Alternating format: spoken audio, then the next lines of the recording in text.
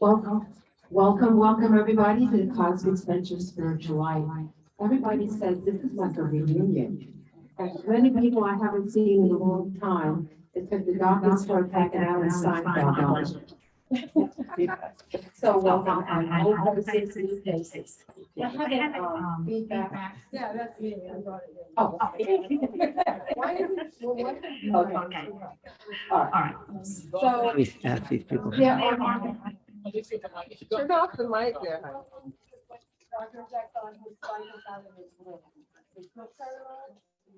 Sorry. Your microphone wants to get feedback out there. okay. Well, I'll be let's finished in a second. use the other mic. Where's the other mic? So all I want to mention now is there are people here, of course, that are familiar with Dr. Hurtak and Helen Steinfeld, the Academy of Future Science. And there's some people who are brand new. It's like, what is this all about? Well, you are in the right place to be in the in crowd of what's going on. So let me, for those of you that are not as familiar, let me take this moment now to give you a little background about James J. Hurtak, that's Dr. Hurtak here, and his beautiful wife, Desiree Hurtak. And both of them are social scientists. They're authors and futurists. Dr. J.J. Hurtak is the author of the best-selling book of knowledge, The Keys of Enoch, which many of us here have read that book, have studied. I've been studying it now for 10 years. Translated into 25 languages.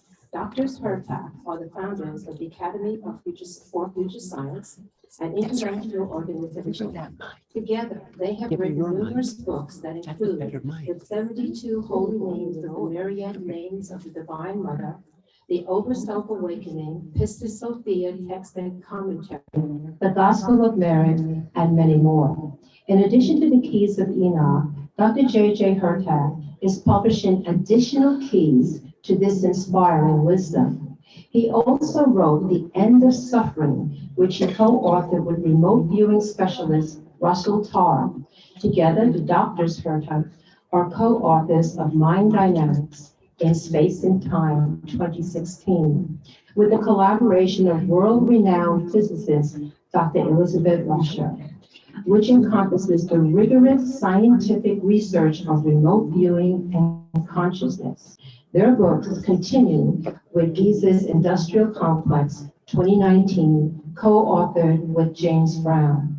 Their most recent articles in major publications include One Moment of Choice 2020, which includes their insights on consciousness, together with those of over 40 other internationally respected writers, such as Deepak Chopra and Dr. Bruce Lipton, and Making Contact 2021, with Alan Steinfeld as editor, along with chapters by Nick Pope and Linda Moulton Howe, to name a few, as Dr. J.J. Hurtak was one of the first to talk about ET bodies in the public media. Together, they have won 15 awards at international film festivals for their animated and graphic arts films regarding the exploration of higher consciousness, entitled Merkaba. And the first time I saw that is when I came online. I said, I need to know this. That was like 20 years ago. So 1997, The Light Body 2002, Initiation 2004, The Voice of Africa 2013, and Gates of Light 2014. They are also seen on Netflix in a documentary called Top Secret UFO Projects, Declassified. Dr. J.J. Hurtak also appears on the show Ancient Aliens, among their numerous music CDs in the Sacred Names, Sacred Codes 2012. Currently, they are working on a new music CD with Helper for 2022. Now, Alan Steinfeld, right with Fred, is an explorer of consciousness. For over 30 years, he has hosted and produced the weekly television series New Realities in New York City. Additionally, with 70,000 plus subscribers to his YouTube channel, and I say go to his YouTube channel. It is so interesting with all of the amazing interview he does there. And the same name. There have been over 22 million viewers who have his programs. And I just want to say that I had the privilege to have a remote viewing class with him and some of the other people here, Sheila and Donna and others who experienced that. These include interviews with luminaries in the field of health, spirituality, and UFOs, such as Deepak Chopra, Marianne Williamson, Ram Dass, and every major UFO researcher in the field. With his media appearances, lectures, and books, he informs millions about human potential, remote viewing, and the nature of alien contact. For the over 5 years, he has emceed the largest UFO event in the country, Contact in the Desert. Yes, great. I gotta go, it's on my bucket list. Yes. As author and curator of Making Contact, preparing for the new reality of extraterrestrial existence. Very good. And you can get it signed too, all books can be Yes. signed. Books for everyone. He presents multiple perspectives of what no longer can be denied. UFOs and their occupants are visiting our world. Who here who does not know that? I think everybody here. This Amazon bestseller stands as the most comprehensive volume to date regarding the intent and intelligence behind the phenomena. The variety of viewpoints expressed in the collection provide a solid foundation for the preparation of the greatest challenge to ever face humankind, meeting the cosmic others. However, Allen feels that only when the inner explorations of the soul are combined with the outer adventures of the mind can we achieve a harmonious understanding of our place in the cosmos. Yes. And lastly, I would like to introduce Kim Converse. Kim, yes. You're gonna do a song. And Kim is is a minister with the Academy of Future Science, but she's also one of the teachers here at the Cosmic Center. And we have the pleasure of offering this study here at the Cosmic Center. We are doing it in person as well as we do it remotely. And for the first time in a long time, the class is finally being opened. Get this extremely high-tech. And that's going to start. This is February 9th. There's flyers on the registration table and on the book table in the back. If you need a reminder, it's February 9th. Sorry, February 9th, we'll be meeting in here. So it hasn't been even the study group, but it's been closed. But now it's a big deal that you'll be able to get into, he said, Enoch, and learn this work. Here at the Cosmic Center, we do use the names of God. We use it very powerfully to do our work. So many people said, what are you doing? We want to understand. Well, this is your opportunity to be a part of this class. So with that, let's welcome the wonderful Dr. Thank you. Yes. Thank you very much.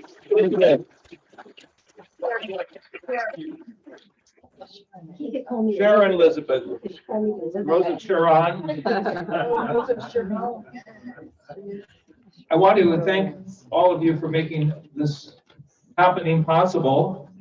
And we're going to start out with some very special music because our work is musical linguistics. We have, of course, been trained as scientists, as futurists, as sociologists, as musicologists, but the important dynamic that is missing in much of science is the experience, which comes with the higher harmonics, body, mind, and spirit. And having had the opportunity to work with many of the gifted musicians of the world, in the late Alice Coltrane, Carlos Santana, and many of the African and Oriental musicologists, I would simply say what is missing is really the spark of divine love as expressed through music. And so, Kim, you're going to lead us off with the title of what is called the Cosmic Family. And as she does this, shall we say, music presentation, this visualizes blue-green planets connecting with all people of the world, from Asia to the Central Asia, to the Middle East, Africa, to Europe, and of course, all of the Americas, under the wings of the dove.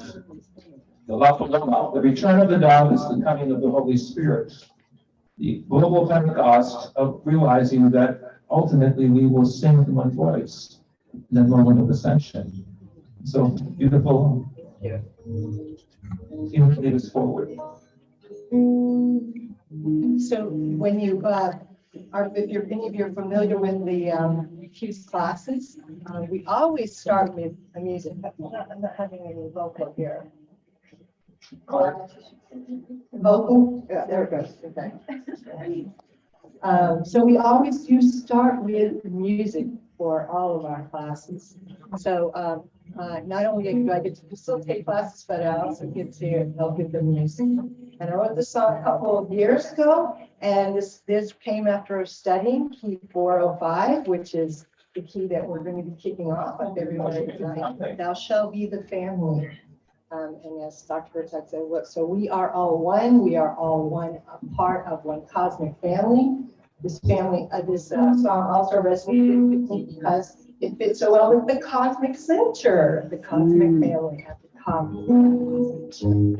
So I will, you'll get to know this one, I hope, because I don't see here now that things are. The chorus, do you have that one up there? I'm going to be Desiree. I have a slide for that, but I don't know if she has that someplace else. That's okay. That's all right. She's coming, what second? Desiree, we need your help. If you have a slide, it goes with With music, we shall be text. family. So it's we shall be the family of light. We shall be the family Ami Shaddai. Ami Shaddai is the family of light. Always together, family forever, family of love, light. This is the course there. And in the meantime, I'm speaking of all the infinite species that will join us from the other side and also become part of our family. We shall be the family of the light. We shall be the family of each other. Always together, family forever, family of love and light. Infinite light beholding, endless creation unfolding. Give you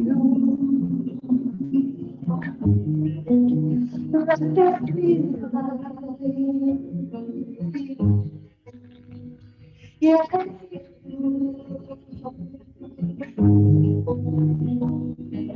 Trees of light that we we shall be a family. Family of love.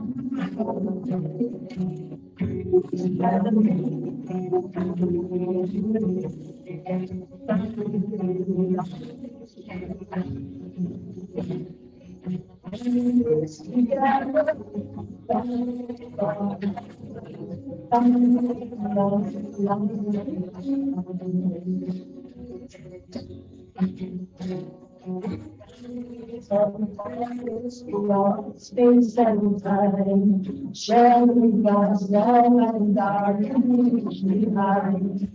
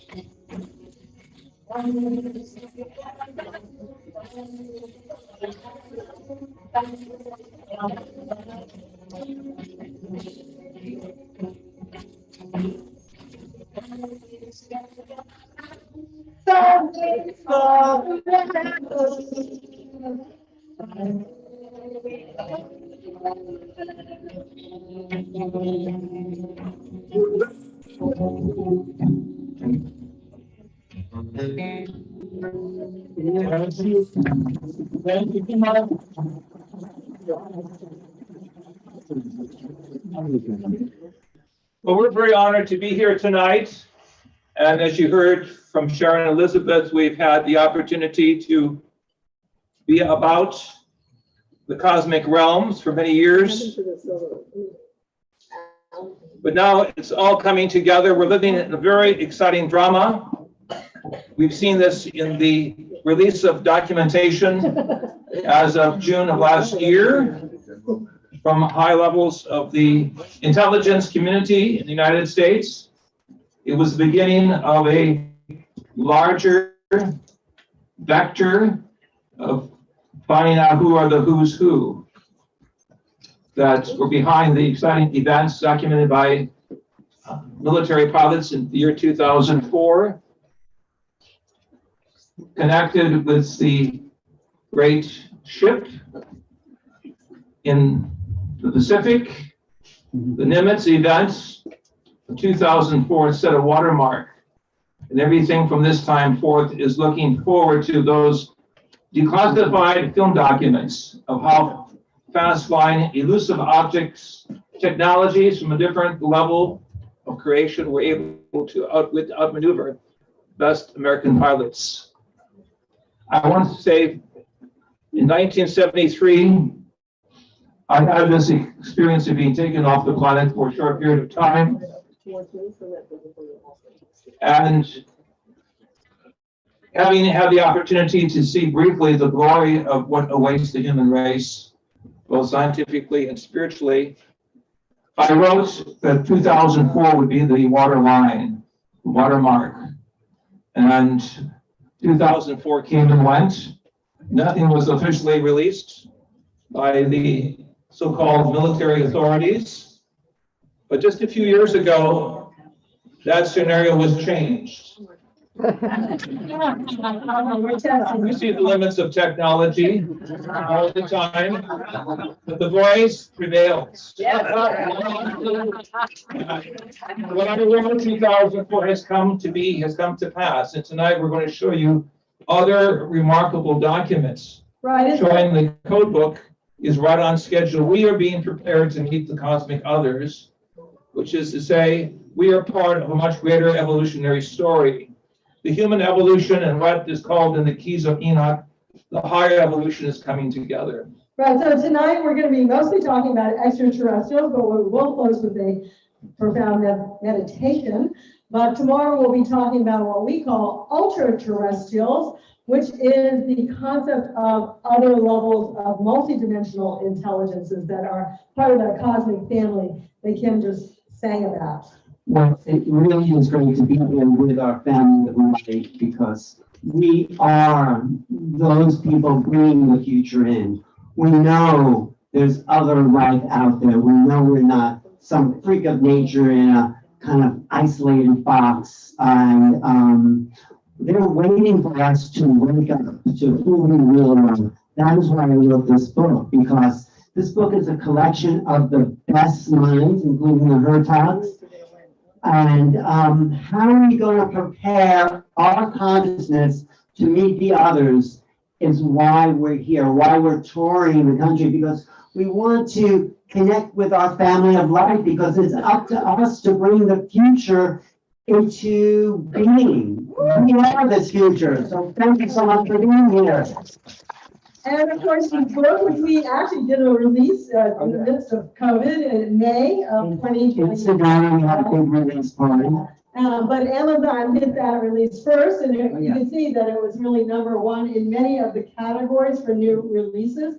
And it is an ebook and it's an audiobook as well. So, And we have some outside. yeah, we have some outside. But what's really interesting is it's really about the consciousness behind the ET. It's not necessarily about, I saw a UFO and this is what it looked like and things like that. That's not what this book is about. This book is about the consciousness, what happens to people and their experiences once they've connected. And we'll be talking about that this whole weekend. How do we open up our minds to facilitate another level of awakening and meeting the other? It's not like sitting down and having coffee with someone. It's like there's a whole expanded mindset that has to happen to us to meet these others that are waiting for us to wake up out of our primitive war making, selfish, greedy kind of human sort of thing what we got going on here. And the big question is always, why are they here? Well, that can be answered by Dr. Hurtak. In his experience in 1973, he was told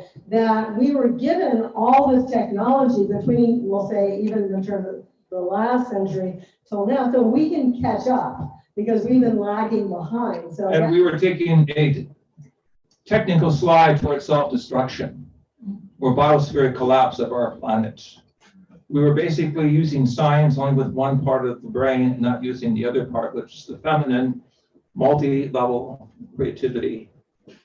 right, and the whole idea also is the fact that we have to start reconnecting, we can say, because we believe it's reconnecting, not just connecting, to these other levels of intelligence, which are, for the most part, not for 100%, but for the most part, here to help us, because they know the changes that this planet will be going through. And that's exactly what. So our theme today is preparing for the new realities of extraterrestrial existence. In other words, looking on all levels of the contact experience that begins with the inner self, realizing that we must contact the multidimensional aspect of the human dimension first before we can understand the other dimensions. Right, so this book has gotten a lot of support around the country because it came out just as the government was releasing its, study, or it's, one of many studies, but it's the one that became most popular on June 25th, 2021, about the cases they studied. And they said, well, we don't know what's going on out there. Well, nobody knows what's going on out there except the people that I put together, and it's up to all of us to make up our own story about what's going on out there. So this is the opening film. Play that. This is kind of an introduction.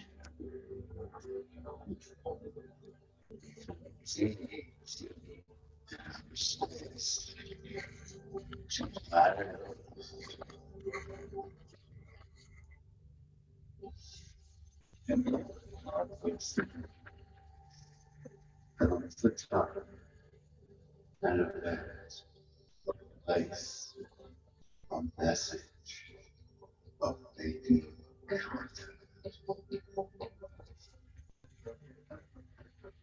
There's no better time for a blog like Making Contact. I'm George Noory, host of the national radio show Coast to Coast AM. Alan Steinfeld has put together a well-conceived collection of writings that covers it all. This is a book most needed at this time because Making Contact presents the opportunity for us to prepare to meet advanced civilizations. Someday, somehow in the future, the conflicts that have plagued our species for eons will come to an end. And by making contact, we will take our rightful place among the stars. So I've gotten a lot of support for this from people like George Noory and of course the Hurtaks and our worldwide tour about this book are waking people up to the fact that obviously we're not alone. How many people here have seen things in the sky like wow, I see 3/4 of the room, including Kevin who communicates with them. So we must go to the next level because seeing things is phenomena. We're going to the noumena, which is an ancient word for the wisdom that is behind the events that have manifested in our three-dimensional world. Well, Alan has some great people in this book, of course, ourselves included, Moulton Howe. But one of the people, which we're going to show you just a small clip, and later Linda, yes. is Grant Cameron. Now, tell us a little bit about Grant. Grant was a Canadian researcher. He saw a UFO in 1975 and became obsessed. Like, what are these things? How come no one told me about this? And when that happened, if you've seen something, you get sucked down a rabbit hole. And that's what happened to me. It's in my book, my story. I had an experience like, how could this be going on and it's not in the newspapers on the front page? So you get pulled in and you want to find out everything you can about the subject because it's out there. Just a little deeper on the internet. If you just look, you'll find proof, evidence, government cover-ups. It's all there. So people become obsessed with this. And Grant had an experience. He said, I want to know what every American president has to say about this. So we went into all that. And then he said, it's not about what people are thinking it is. There's something more going on here. Right, he looked at a lot of the government cover-up. He was focused on, who knows what. And then nuts and bolts and the hardware, and you realize it's not about hardware. It's about consciousness, and that really is what Alan's book is about. So Yeah. Let's go on to listen a little bit. This is Grant, who's probably one of the best. Well, because the more I look at the phenomenon, The theory of wow. whatever we're dealing with, just wants you to go, wow, it's all about messaging. You start to wonder what's really going on, except that they are putting out messages. The second night I had a UFO sighting in 1975, I remember watching the thing fly away, and I said to myself, so what's it doing? It wasn't doing anything. So now when I ask people about UFO sightings, the first question I ask them is, they say, so what was it doing? And they usually say the same thing. It wasn't doing anything, it was just there. And this is the whole idea. Why do UFOs have lifetime? Why did they take the blood out of the cow? Why did they leave crop circles? Why did they drop up ports? Why did they drop pieces of metal that make us go like, what is going on here with weird isotopes? It's the question is, are they actually coming across the universe to mutilate cows, to mess around with, have little pieces fall off the flying saucer, to put lights on crafts? Or is this all to wake us up, to get us to realize something is going on? It's not quite the world you really think it is.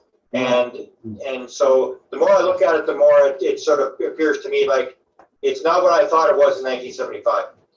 Right. And that's what I love talking, lecturing with the Hurtaks, because there is more to reality than people have told us. It's not just UFOs, it's levels of spiritual awareness that we're really graduating into. This is what I feel these beings are here to wake us up to. John Mack says that UFOs are like an outreach program from the universe for the consciously impaired. That's us.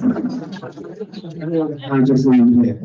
And so we have on the screen now is the next important event of 2004. Besides the Nimitz event, the series of spacecraft appeared over Campeche, Mexico. And the Academy was involved with this because one of the pilots involved with the study is a member of the Academy. He was aware that the top military cameras were taking pictures that were not seen by the visible eye. Right, and what's exciting is it's not just one vehicle. Sometimes you see a light in the sky, you don't know, if it's real or not, it could be anything. But when you start seeing multiple, and this particular event, we're gonna actually play for you the film footage, this is Campeche, was actually picked up on forward-looking infrared. It was actually not seen by the pilots. Now, if you go and do the study of what people said about this, they said it was reflections from the oil wells in the Gulf of Mexico. But these guys they do this every day. They're looking for drug runners. This is the Air Force of Mexico. They know when they're looking down or they're looking up. They know the difference. Simultaneously, also, or I should say shortly after this, there was also really multiple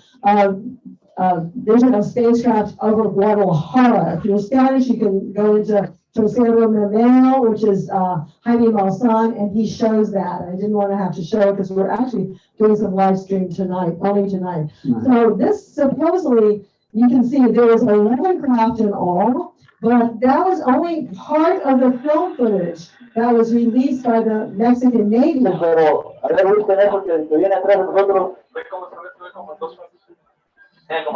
actually an hour of this film footage. This is all real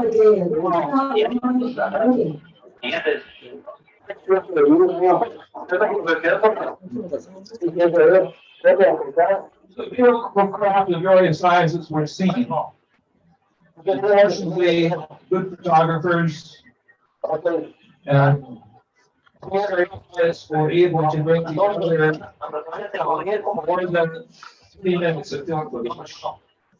3 minutes that we're seeing on international television. This is a very important story because what you're seeing here might seem like little small outbursts or orbs of light. These orbs are actually between 28 and 30 stories high each. So again, this is actually radar data. This is not someone taking a film. This is radar data. For military cameras. So at 8, we don't know how to say that. So the government of Mexico, under the auspices of my colleague Jaime Malsan and the Department of Defense, with the additional testimony of the military pilots, was about to release this information in 2004. So it's interesting. But the United States government intervened and said this would be too much of a sociological and cultural shock. Please do not release this information. So we're releasing this to you because this is something that we were personally involved with through our Academy Placencia Futura in Mexico, working with airline pilots, working with anthropologists, archaeologists. We have firmly established that at least in 3 different events, the world was prepared to understand the cosmic awakening. In 2004, it's been postponed, but it will come out. So I want to say what the captain said. This is the captain of the plane, Mandelo Castañon, said the military jets chased the light, and I believe they could feel we were pursuing them. That's what he said. So really, this is the opening to a whole new reality. A lot of it is consciousness-based. It's not physical-based. Dr. Hurtak in the Keys of Enoch said in Key 309, vehicle squadrons stationed over important cities of the world will be seen, motivating humanity to seek out spiritual answers to life. I'm going to show you one more from Lima, Peru. I just want to say there's been more and more sightings around the world. It's increasing exponentially. We are being prepared for something. And what Brent Cameron says in the book, if you've seen a UFO, you were meant to see it. It's not like you just happened to be there. There is a psychic consciousness connection. And just hearing about it will, just being here will change things for you. So we have a different level, though, of data. Yeah. The database here is from military pilots, from high-ranking members of the government of Mexico, from in other sources that we work with astronauts themselves, like Gordy Cooper, one of the pioneers in outer space, who was very close to me and Desiree, where we co-authored a book entitled The Doomsday Conspiracy. There is a reason why the governments generally have stepped back rather than step forward. Right, that book was actually by Sidney Sheldon, and we were the main people who brought the information to him. He cites it in the book. He cites Gordy Cooper as well. This is from Lima, Peru. It's a news agency. So let's take a look. You can see. Not one, but hundreds of vehicles. Everyone surprised when they see this. There's more than 20 UFOs. We can probably translate that with you. He never believed in this, but like, what are we looking at, right? For 2 days. It took so long that they were overhead that actually the news media could come out and film that. So the vehicles were forming a mathematical pattern. Sin embargo, sí A lot of the military authorities, digo anómalo, porque no está be aware that their military locations were being watched and monitored. se apropiada o coherente como para So decir he's que es a person who's doing an analysis, he's actually in the military. Julio Chamorro, He's Julio Chamorro from the Air Force. pero sí nos proporcionó So he's gonna compare Mexico, not the one we showed you, but the one in over Guadalajara, and Lima. de varias ciudades mexicanas. And there was actually one over Monterey, California as well. Por lado, debe saberse de qué se trata, porque inclusive podría ser, aunque nunca ha pasado, que ponga en problemas a las operaciones aéreas en general. So with this high level of information, the question is why have nature doctors told that? Are they negative, probes, uninvited visitors, or intruders?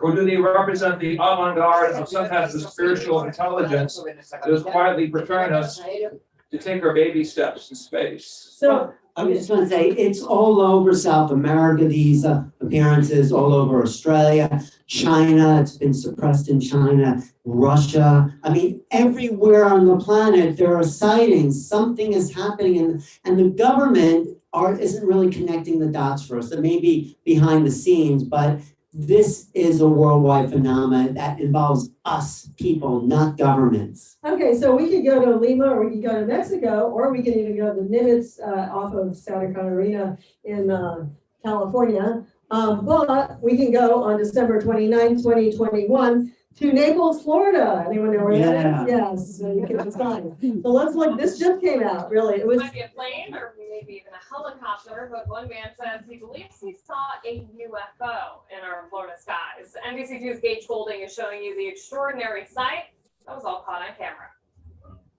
They were kind of glowing and flickering a little bit. It was Wednesday evening when Matt Krause and his wife looked up, but they didn't see the moon. Instead, they saw a single bright light. Then New lights appeared near it, and got really, really bright at that point. And there were about 4 of them, and they kind of moved in different directions. he snapped the computer, saying whatever these are didn't make any sound. It seemed to be hovering in place. What I can't explain though is why they were so bright, why they were stationary one of them was stationary for 15 minutes. So I asked RSW if anything abnormal was going on. They deferred us to the FAA. The FAA says we have to ask the military. He, however, says there wasn't anything out of the ordinary on radar. A Chinese lancer. They were any movements, and were convincing that they weren't something like Chinese lanterns. Back on Naples Beach, suspicion was in the air. I feel something. It's a little suspicious, but not everyone.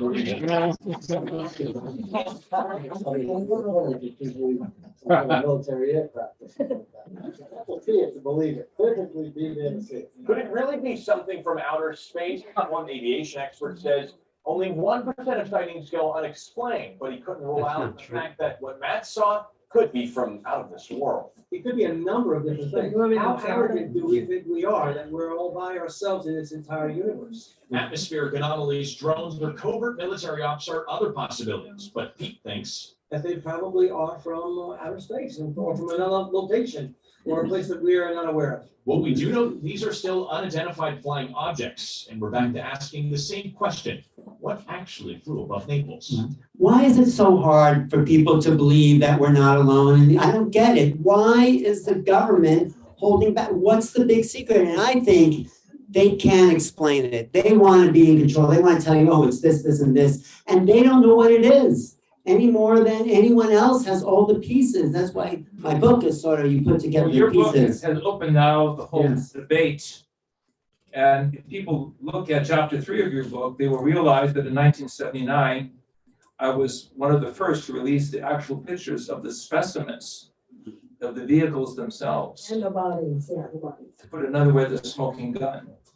So there's been a reason that pushback has brought, shall we say, new books to the foreground, but this is something more significant than entertainment.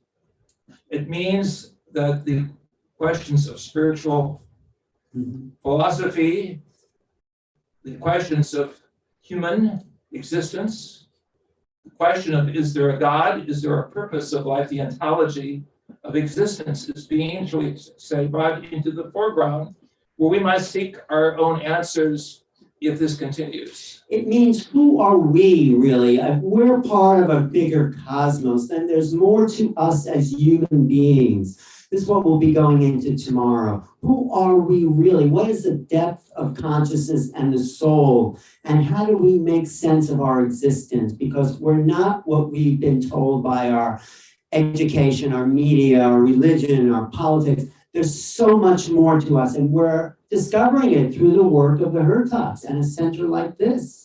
Right, so this is the Phoenix lights, very famous, but I just want to point out that, you know, these multiple lights are seen in many places, but I thought the Naples was very interesting because they weren't all kind of patterned like this, and some people could think this is like Starlink. In fact, Starlink has kind of screwed up a lot of people. Right. Seeing UFOs are usually in a line. This is before Starlink, though. It is shocking to see Starlink, these string of lights in the sky, and it's like, wow, what is that? And it was Starlink. We saw this in Arizona. Yeah, but ultimately, when you see things like what the guy was describing, one that stayed for 15 minutes, that divided into multiple lights, and they moved in different directions, I mean, that really more logically becomes something that's truly unknown. So that's what happened at our COVID bill. Some of you may know that in December of literally 20, whatever it was, yes, 2020, that Marco Rubio, who happens to be from Florida, I think you all know him,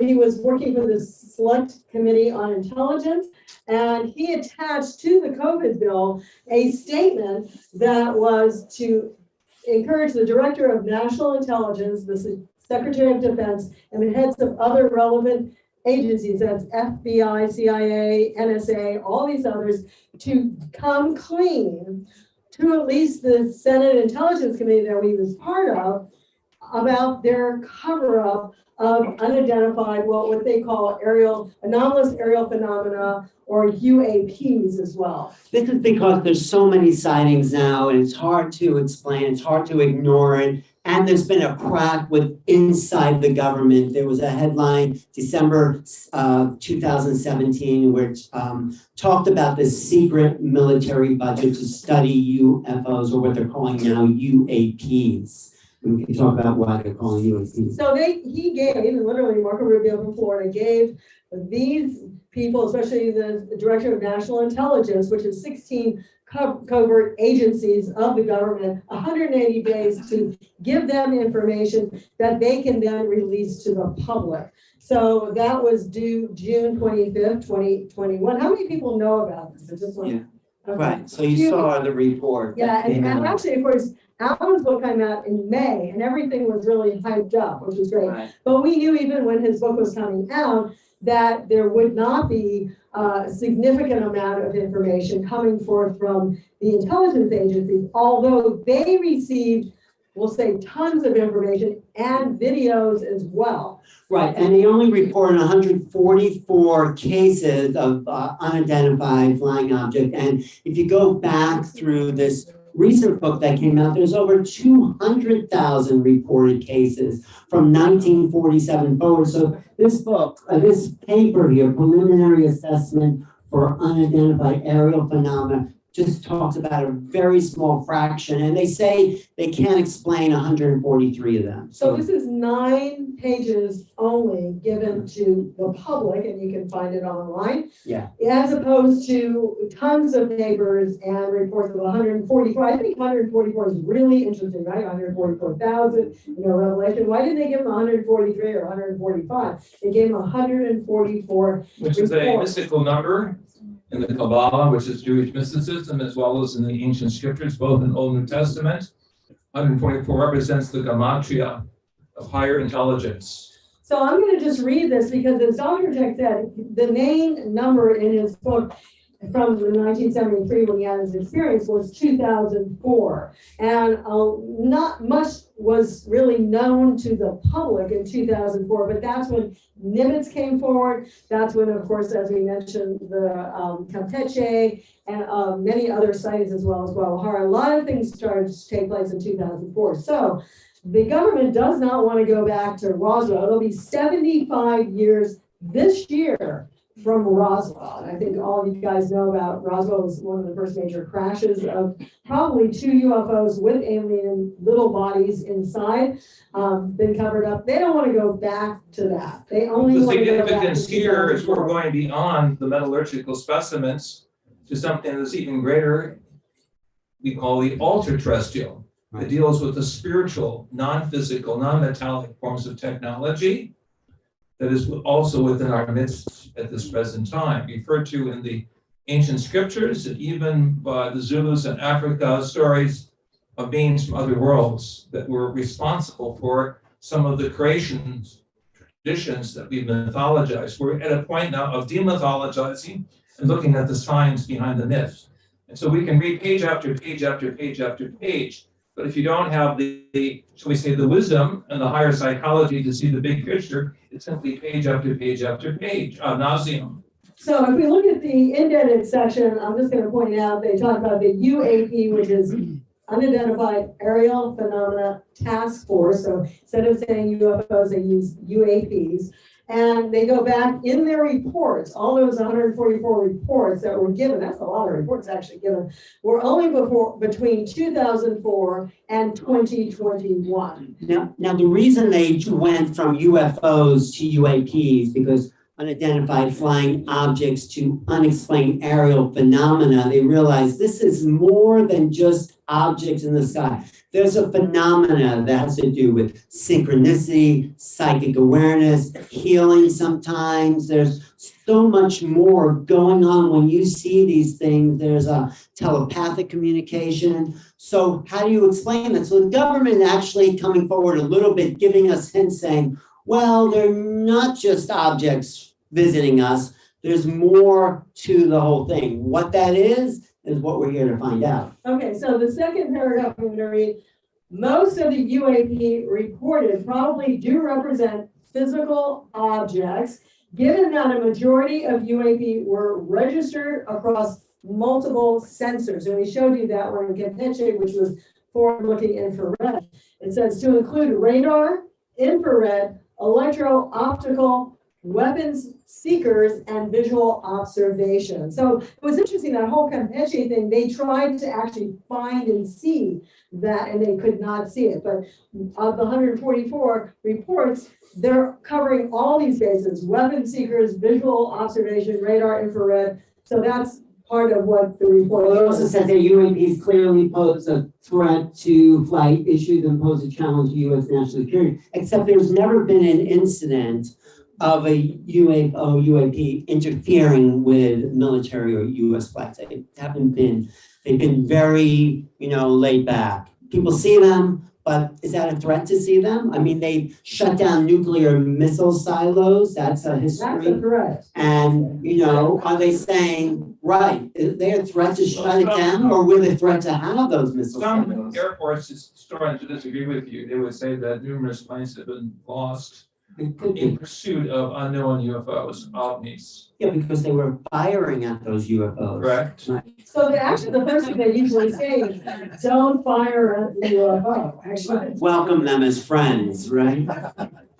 This part is interesting. This is in the report. Sociocultural stigmas and sensory limitations remain obstacles for collecting UAP. Sociocultural stigmas means that if you came forward as a pilot and said, I saw something strange in the sky, you would not be taken seriously, you might be taken off duty. The government is saying they put on those stigmas, and they're saying this is what happens when you put on the stigmas.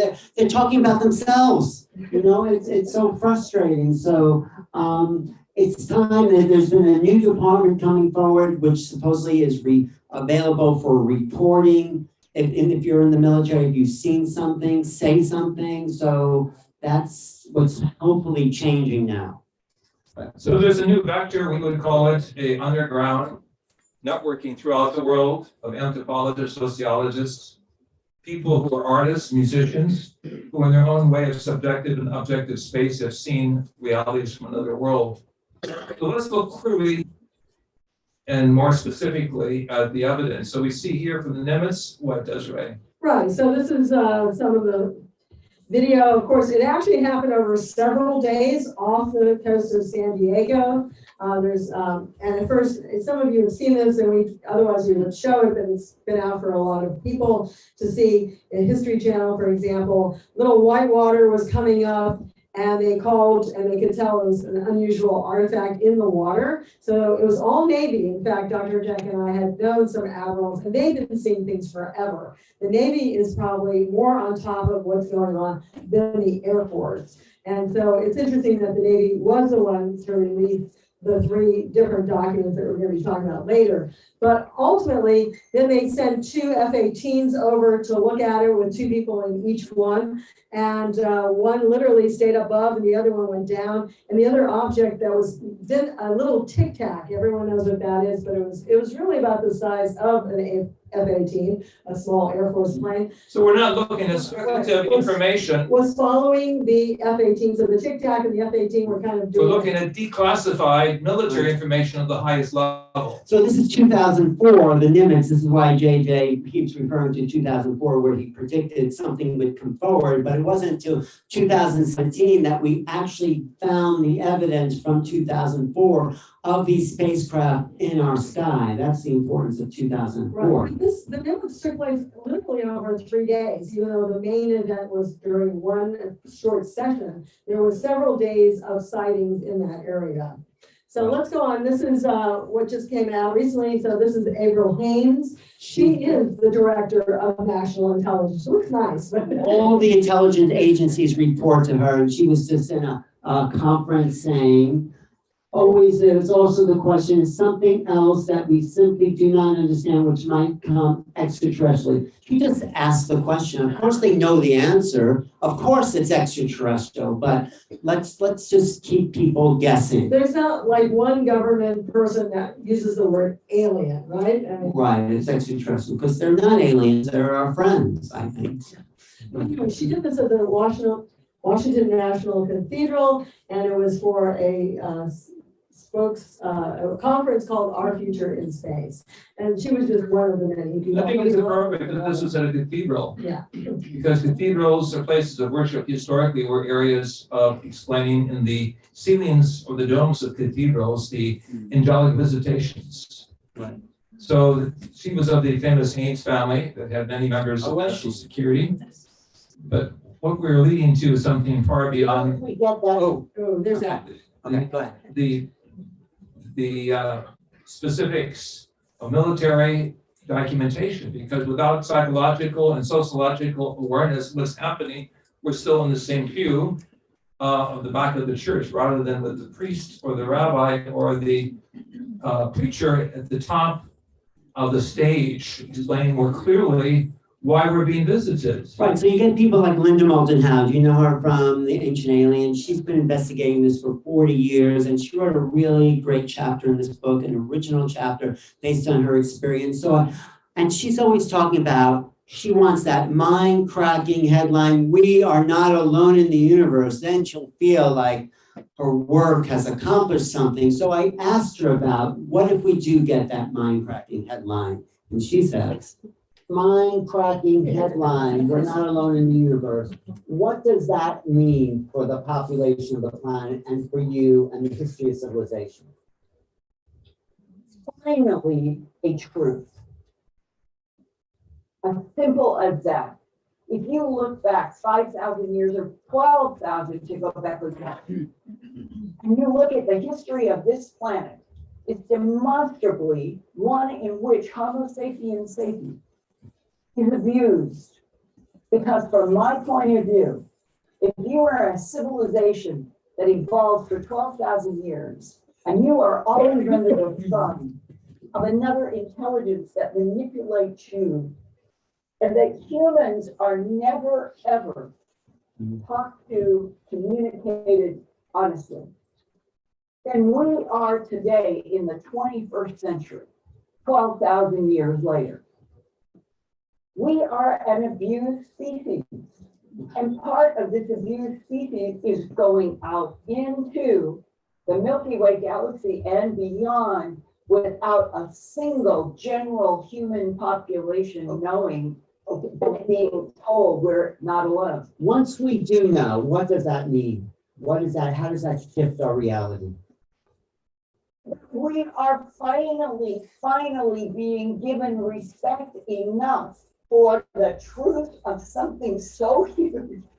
We're not only not alone in the universe, and that I would stress, there are other intelligences and they really care about us and they want us to get past this difficult time of lies, deception by other forces that have never told humans the truth. That is why we've got to have this revolutionary headline. And contact. Oh, yeah.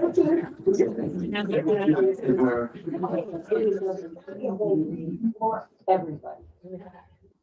Thank you. Why is it valuable? Because I know all these people. I know how difficult it is to get to facts, to get to a pattern in which it will help other human beings who have never, ever read any of our other books, seen any of our other films, been to any of our conferences.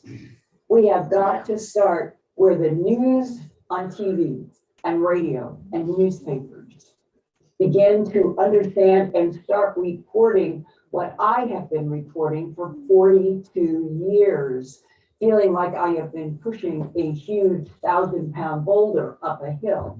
We are at the point where it might finally reach the top.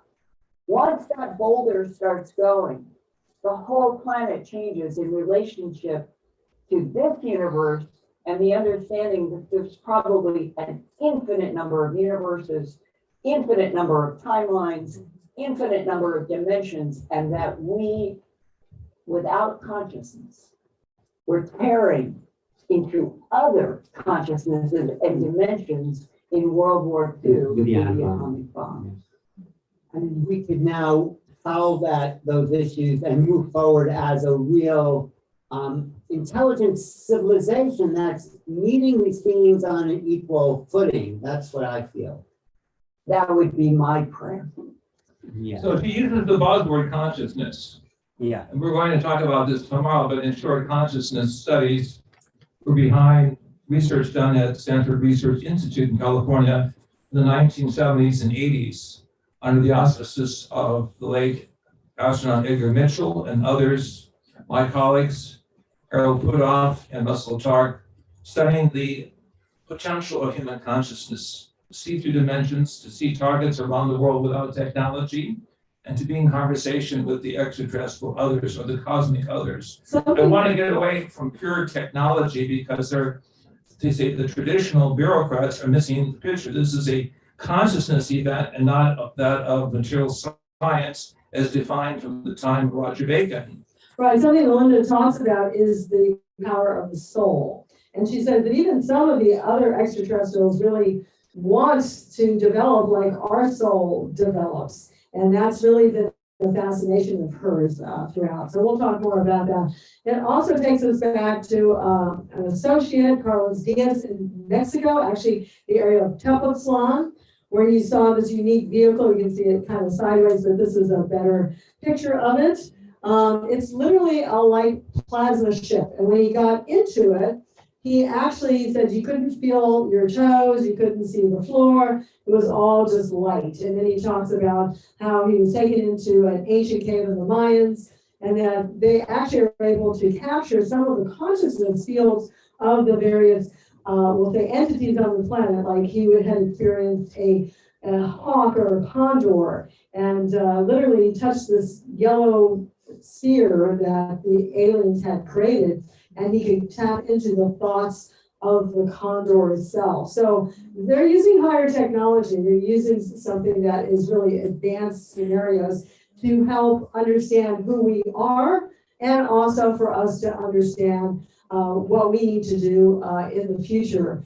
His main project was to stop the environmental collapse. He said the aliens that he talked to were very, very concerned about the environment. And this is down in Mexico. It's not something. My colleague Jaime Monsanbati, in a video camera, he was able to take a whole series of films in the area of Temple Islam. We were impressed with Carlos because It's 8 o'clock. in his home, there was no major furniture, only the picture of the Christ on the wall, which means he was a very humble person, recognizing there was a higher reality behind the human experience. And so as we pursue this field investigation, Desiree and I submitted documents to the University of Mexico. They did photo analysis or image enhancement analysis. We can see some of the pictures. Actually, no, we're gonna go on to something else. Anyway, the pictures definitely showed the absence of real metallurgy, that this was definitely something of a fifth state of matter. But it is about a shift in consciousness. When we shift consciousness, we start to meet the others interdimensionally, higher levels. So we have to meet them because most people are afraid and they're kept in fear through all the social mechanisms. So if we go beyond the fear and meet them on an equal playing field, that's our evolution that they're waiting for. This is my belief, and I think this is what the Hurtaks talk about, the ultra-celestials and the ultra. Going beyond the third dimension and the fourth dimension of this simple extraterrestrial vehicle. No, that's not the real story. The story is who put these vehicles together in outer space, who sent them to Earth, if I can use that terminology, and what is really behind the scene. And that, according to Grant Cameron and our research, suggests a higher consciousness evolution. And what do these shapes, when you see this UFO over Russia, over the They indicate a higher geometry that's being shown us. We would call this in the form of a pyramidal capstone, a capstone teaching from above to below that we are being reorientated to put together the bits and pieces of geometry or sacred geometry, culture, history, science as we know it. There's various paradigms of both American as well as Eastern European, as well as recognizing that there has to be, a roadmap to see the consciousness cosmology of where this is going. So I have to say, no, not yet. So this is 2009, and when I saw this, because it came out on the internet, we didn't really take it very seriously because it could be anything. But then actually just a little later in 2018, actually this came out. This is a video. So, and at first, a lot of people didn't take it seriously. Jaime Malzahn is a very good friend of ours. He's the top Mexican researcher on this. And he got on the phone and started researching. And he found that there were 3 separate incidents of people seeing this. With cameras. 4 people in all. And so interesting that, so he started confirming this. So Where is this? Where is it, Dr. Michelle?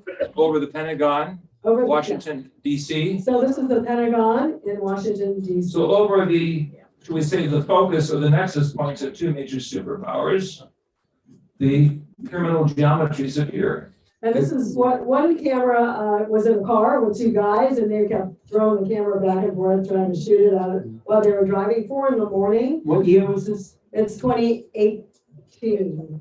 2018. So it did both locations? It was Yes. In the Kremlin and the Pentagon. No, the Kremlin was 2009. Hold on questions so later, because each one of these films evoke hundreds of questions. So what you're seeing here is the interesting pyramidal form that's over the, shall we say, the strategic commands of Russia and the United States. So, but it rotates, which is really interesting. So that's a little bit Was this unique.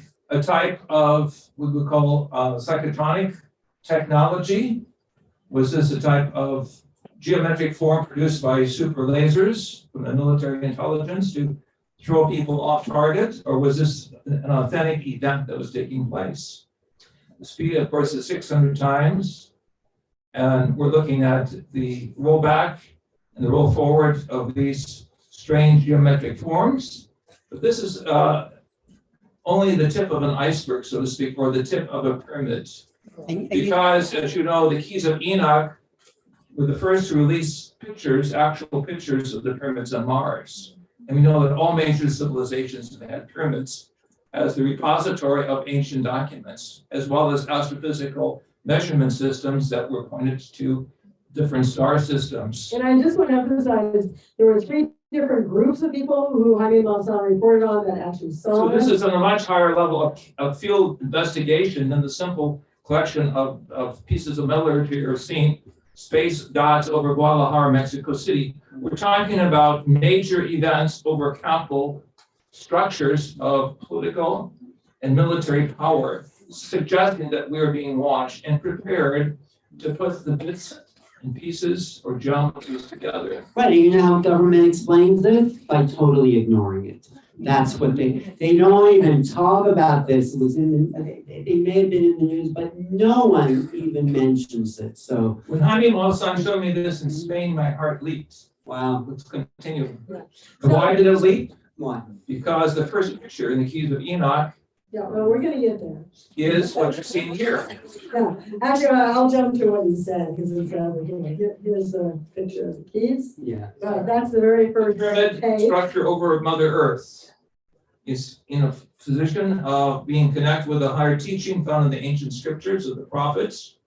A time of return would take place when the architecture of the Most High would appear in the sky over the cities of the world. And people would turn to the source. Yeah. The source we call in the Hebrew and the Christian tradition, the infinite, created supreme one. They would go beyond the ups and downs or the cat and mouse games of the lower extraterrestrials, who've given us too many questions and not enough answers, to a higher authentic source. And this has been our work, is to retrace the fingerprints of the Elohim.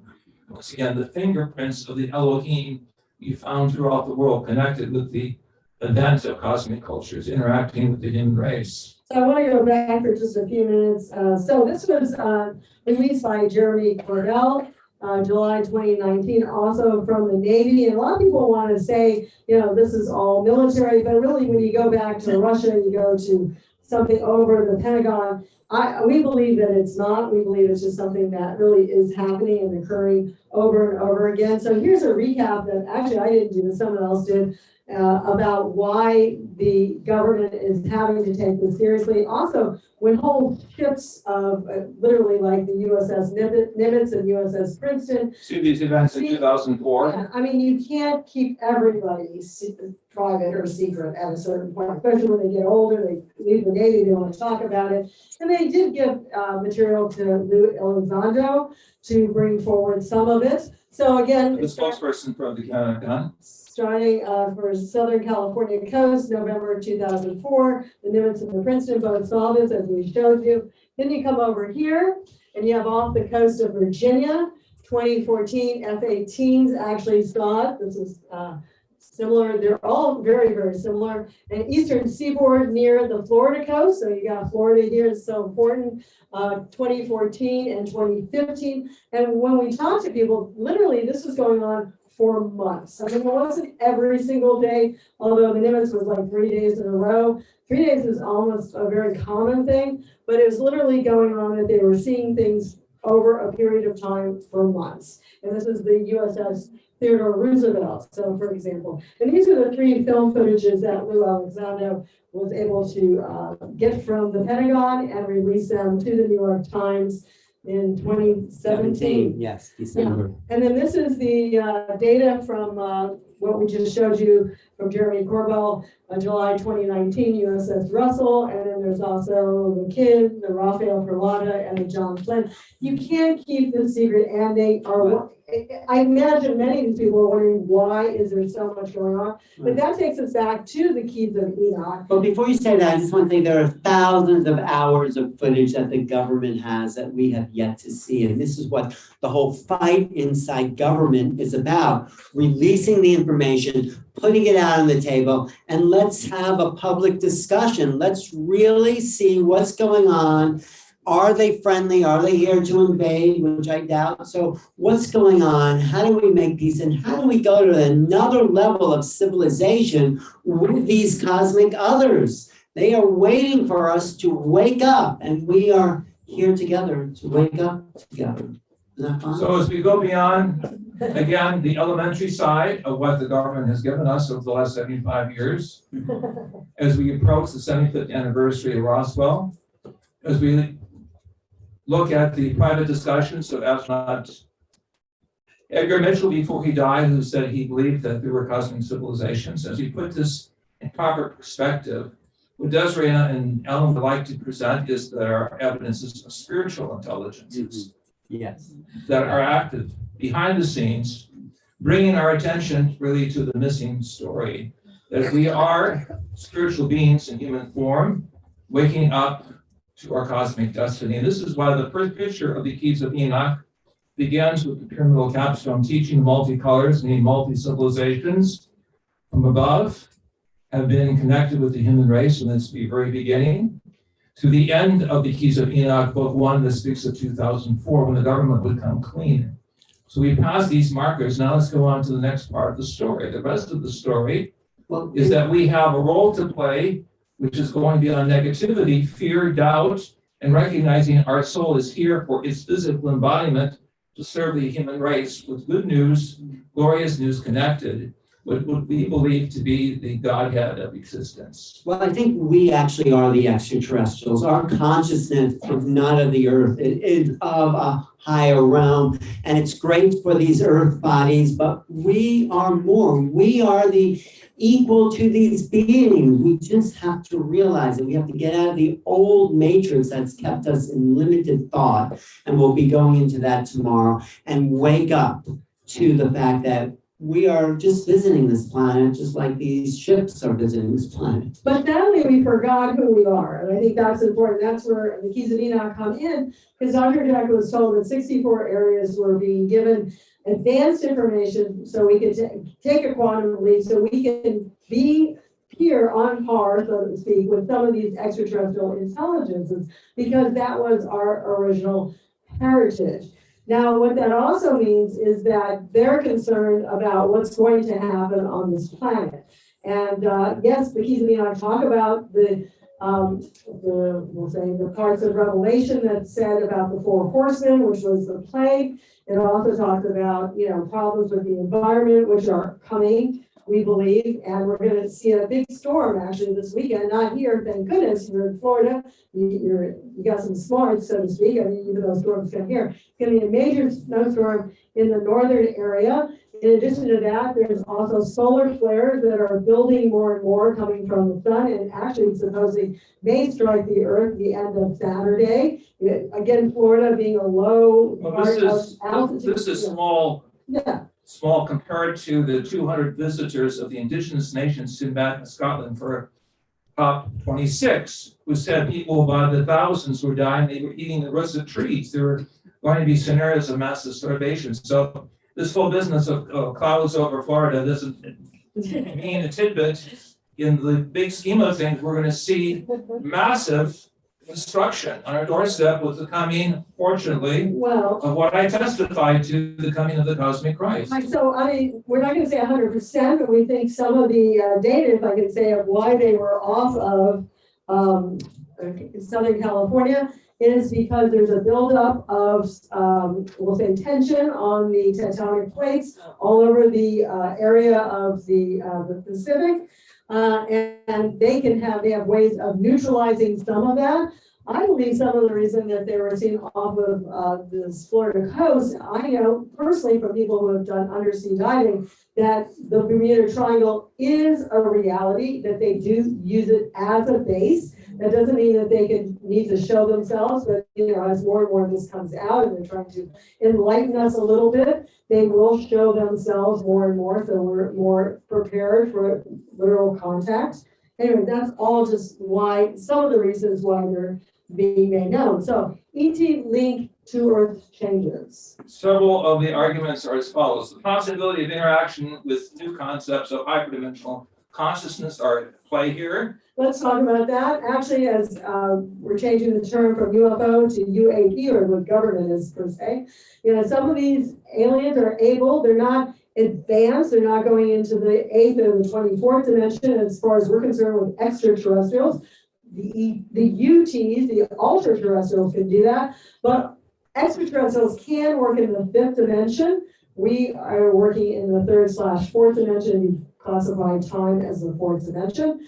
And so the 5th dimension, they can go through walls, they can take people through walls. So that's all part of this hyperdimensional consciousness. And I think the key to Alan's book, really, as he said many times, that the whole thing, if you see a UFO, you are then entangled, quantum entanglement. Does everyone kind of know what that is? You're quantumly entangled with that. And that's something we wrote about in our chapter. There was a woman who, she was the same person who was off the coast. She was an underwater diver doing research. She had a close encounter. Her whole ship had a close encounter. And she was told what to say and what not to say. And a very good friend of ours, who's a lawyer, he's a really darn good lawyer, he was trying to get it more out of her. They were sitting in a kitchen area. A shelf literally flew up from the kitchen area, not down. It didn't break going down. It flew up. She goes, I can't say anymore. That's the contact. They have a constant contact, so to speak, with everything going on once you're entangled with it. It's not a scary thing in some ways. It can be for others. I just want to say there is a quantum element to all of this phenomena, because when we understand quantum physics, we realize that things can be in superposition. They can be in more than one place in itself. They can move from a wave into a particle like these ships do. They change form. And there's a sort of time-space dimension. And the whole idea about quantum physics is not collapsing the wave function. If you say this is what it is, then you've collapsed it into something concrete. And these UFOs, whatever they are not anything we think they are. So we have to think in the quantum abstract level. We have to not define things in old terms. If we, so this is why the UAPs are used That's as opposed to extraterrestrial. Is a limitation because it suggests that physical technology, most of these are extracelestial or ultra-terrestrial. and it's abstract thinking. We have to change the way we think about reality, and we'll change the way we relate to these objects. So next, which is very important, extraterrestrials may be playing out their own evolutionary roles. Well, because we are evolving in the sense of our soul growth. We feel we came from a higher reality, but our soul is evolving, and so are they. And Dr. Hurtak in Key 118, for those of you who have read it, it's also in the intro section of the Keys of Enoch. If you just have the intro book, it talks about a galactic house cleaning. And we believe that a lot of what's going on the planet right now that's negative, it has to do with power games that are taking place. And there's a lot of, it's not all here. I mean, we can point the finger at this person or that person or this government or that government, but a lot of it is a consciousness field that's encircling the planet right now. And there's a lot of pull for people to be under control and limited. And that's why it's so important that centers like this exist in greater music and other teachings, because people have to be more of a light. So we have to balance that. We're in a dualistic world. The more you get to the darkness and the control and the fear, the more we have to be light, love, and happiness and joy. So our point here is that the playing out of evolutionary roles suggests that there's competition, even in outer space. Not all of the ETs are of the benign, some are the non-benign. Not are here just to give us higher scientists, some are here to conduct experiments. Some of these experiments are without human permission. On the other hand, there are the higher ups of the cosmic scene, we call the ultra-terrestrials, who are here to give us unconditional love and understanding within the greater plan of civilization, which has always been on the spiritual frontiers. And so the next theme is the extraterrestrial predictive science may have been seeded onto planet Mother Earth. In 1973, I was shown that there would be changes taking place. My book was the only one that said that there would be rapid changes at the North and South Pole in terms of the Arctic and the Antarctic. I gave specifics. This has all come true. No other book predicted that these changes would be so sudden, it would be understood by planetary scientists and oceanographers. We are beginning to see where the playing out what we would call a cycle of planetary karma with the heating up of the entirety of our solar system. So there's not an easy solution that we will find a way out of this dilemma without help from our cosmic counterparts. And that ties into the next Earth changes may have been programmed for this time period. So in other words, the planet extraterrestrials know when things will occur. They know when planetary systems will become unstable. If they know that there's civilization living there that's somewhat naive, they will come to help, they will come to educate. But there's many levels of this, so it's And that requires, if I may add, the consciousness raising is so important this time. We don't need more scientific documents or more declassified Department of Defense, DOD. No, we need GOD rather than DOD. We need to understand that upraising our consciousness with the hope we consider the Rainbow Bridge of having these 7 chakra fields elevated through color, music, and vibration. And that's why I had this remarkable experience of seeing into the future. I saw these environmental changes, but I also saw the coming of positive, quote unquote, Christed intelligence. Christed meaning the word anointed power of those who are truly here to help us when we are willing to go back to school and realize why we came here to begin with.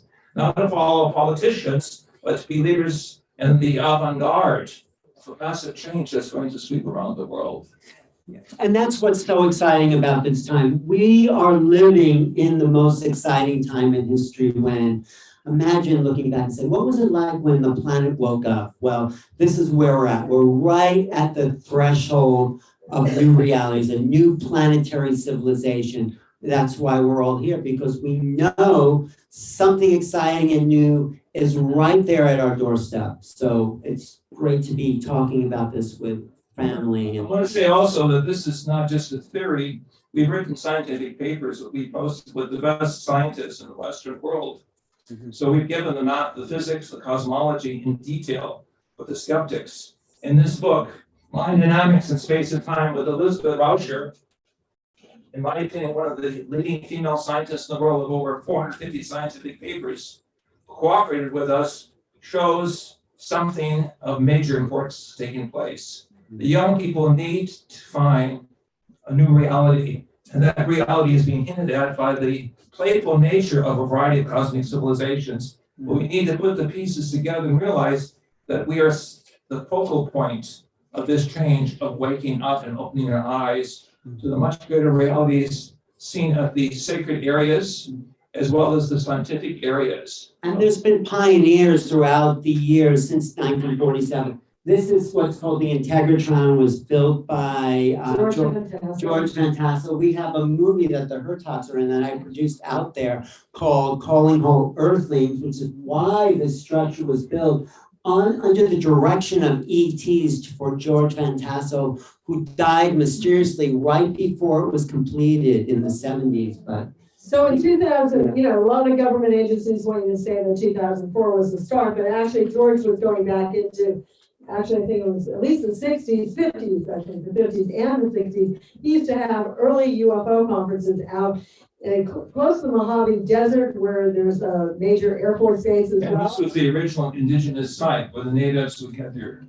And so he was sleeping under Giant Rock, a place which is a huge boulder in the middle of the desert. It looks nothing like anything out there. And something woke him up, and he walked outside only to meet this 400-year-old alien that looked younger than he is. So, and then taught him some of the technology. So it's been going on for a long time. And it's called the Integratron, a time machine for basic research on rejuvenation, anti-gravity, and time travel. And you can visit it. You can go there, you come out with us. Howard Hughes, who built the biggest plane during World War II. He was a patriot. George was gifted with remarkable experiences. I brought one of the scientific consultants to President Kennedy to meet with this gentleman, and he said he was for real. The military had checked out his background, was watching his developments from a distance because they did not want to lay hands on his experiments. But his work is consistent with that we found throughout the world of leading thinkers and futurists who know that musical vibrations and acoustical physics are part of the change. So he thought what he was making was really a rejuvenation device, because he said people don't live long enough to really develop their soul consciously, but also an anti-gravity time travel device. And there was, it literally spun around, at least the rim between the two, the top and the bottom. There was no nails put in this. He had a whole no metal at all. He had to build wooden nails to. And now it makes a great sound chamber, actually. Yeah. And this is the film. I have a few copies out there. about George Van Tassel's struggle to create this and what happened after, right before it was created, about to be ignited. Government comes in, they take all the papers, but it's still effective as a vehicle for higher consciousness. Yes. I was allowed to give meditation beneath Giant Rock with one of the Nag Hammadi Coptic scrolls. And when I finished reading this, our door opened at the top of the staircase, and a being of light, go to the next slide. Yeah. The blue screen like you've seen here appeared. Right. George told me specifically that there was a higher reckoning coming to those from Mother Earth and misled the people, and given them a sense of hopelessness, a sense of negativity. That's the old And all of matrix. this is going to change. People were going to go out of their materialism, their atheism, their lust for power and self-aggrandizement, and they would realize on their hands and knees that there was a divine purpose of life. I think we needed these 2 years to start to reset the consciousness and the matrix of the planet so we can take our power back and move into some new realities. So we need to break the old matrix and start to form some new foundations of what's possible. So whether you look at these beings or these beings, they're actually beings, there's a little brain here. Yeah. These are the beings that really we're going to be talking about mainly tomorrow. We're going to do a meditation tonight after we invite Kim to come back for another song. But ultimately, these are what we call the ultra-terrestrial intelligences. They don't have to have a physical solid form in any way, shape, or form. And even the extracelestials, those are beings usually from this planet that have evolved over eons. Beyond the physical form. Beyond the physical But that's form. our potential. But the ultra-terrestrials are those that come from a higher divine dimension that can manifest and appear here at will as needed to help and to educate as well. So there's many levels of these intelligences, and on each level there's different categories of those intelligences, and that's part of our work in terms of the higher cosmology. One more picture with Alan here. Oh yeah, this is some of what I'll be talking about tomorrow. This is John Mack, who was a pivotal figure in the alien abduction investigations. He was a psychiatry professor at Harvard who started to talk to people who've had these interactions. I met him a couple of times, but this is a quote saying, "We're dealing with a phenomenon which violates our sense of reality and operates in the gray area between the physical world and the subjective or mythic. This will not yield its secrets until we discover other ways of knowing." This is why I'm saying this abstract thinking. Don't put things into boxes. Let's think symbolically and more vaguely. I call apprehend reality, don't comprehend it. Look at it with your right brain. So I talk about remote viewing tomorrow, where it's really accessing something beyond the local reality, beyond time, space. We have access to eternity and infinity if we just tune our minds beyond the logical brain and open up to this whole right brain creative way of looking at things. So that's where we're going as a civilization. Desiree and I work with John Mack in South Africa, also with Whitwell, a Zulu shaman, but also raised in the Catholic tradition, who put both the indigenous and the Christian tradition in a much higher perspective,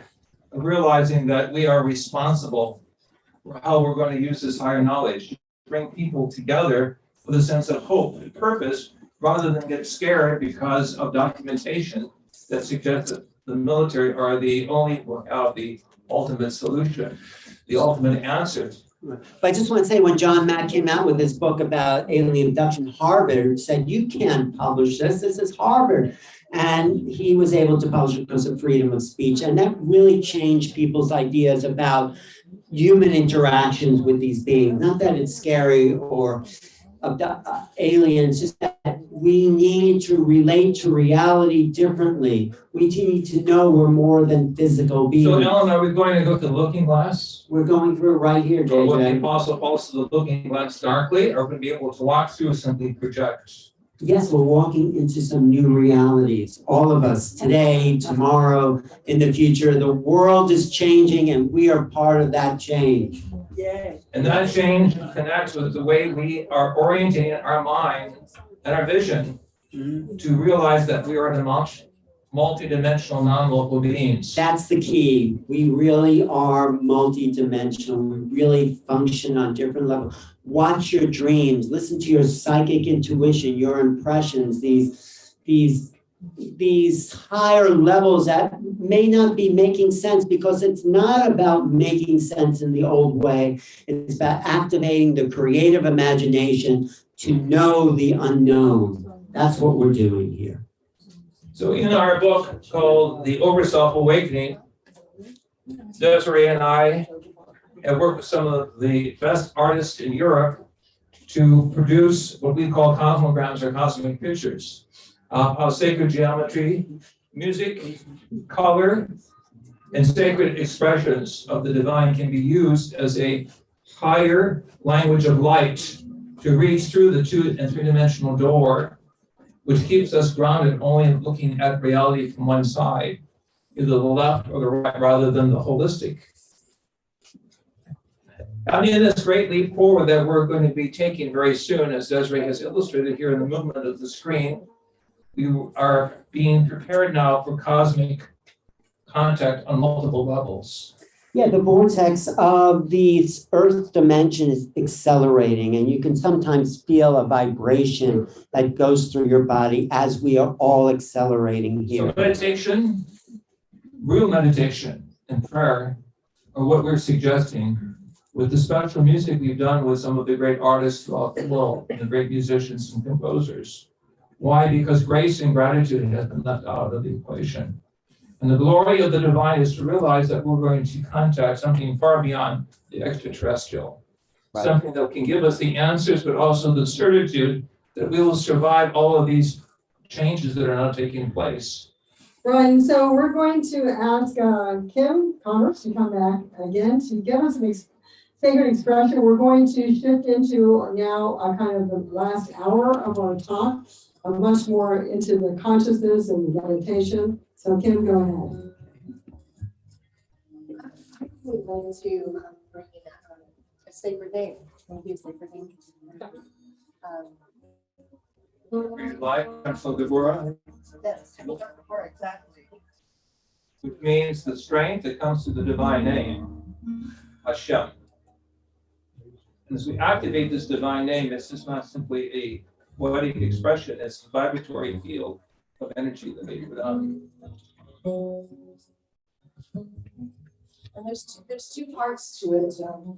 So the sacred name is Shem Shel Gevora. And then there's another alternating name, which is Adonai, which means the Lord. Ein Sof is the limitless light. So the Lord of limitless light. Adonai. And then alternate back and forth between those two. And then maybe we'll try to.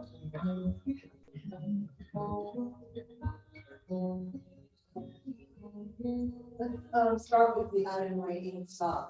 And if you experience this, it's very powerful. So don't think don't have a voice you must experience singing together in a group like this in a sacred. When you use the word shell, think of the biological shells around your body. Begin to understand the coupling between the electrical and the chemical circuitry of your body. As you put forth the geometry, we're putting the entirety of the 7 seals or chakras into a musical form. It reprograms gradually your DNA, RNA. May the divine name bless us and open up the tabernacle of our hearts.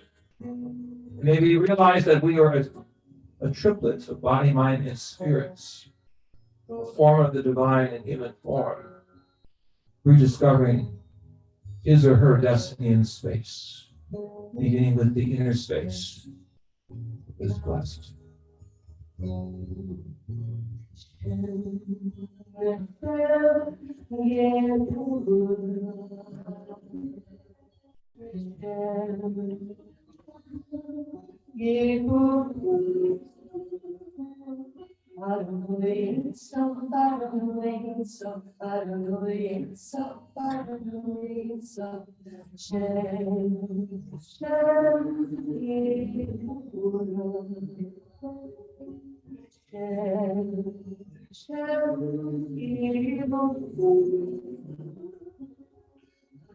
The Lord of the eternal, the being so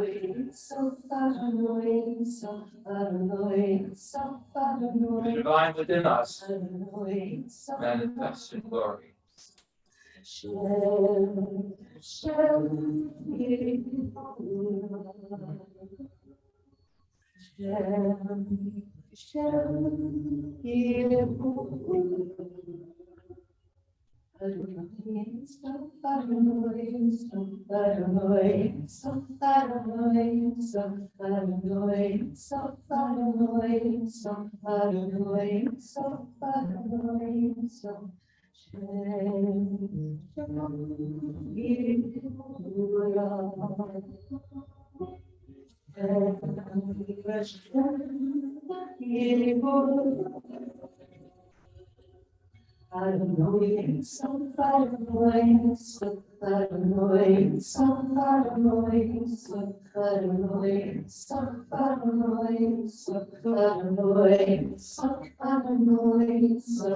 Now, how would you pick the Shem Devorah? And how would you pick the other one out of knowing about? Bringing the two parts of life together, the male and the female, the left and the right. We'll make it easy. We'll just this half of the room will start with that and annoying, so annoying, so annoying, so annoying, so annoying, so annoying, so annoying, so annoying, so now this side.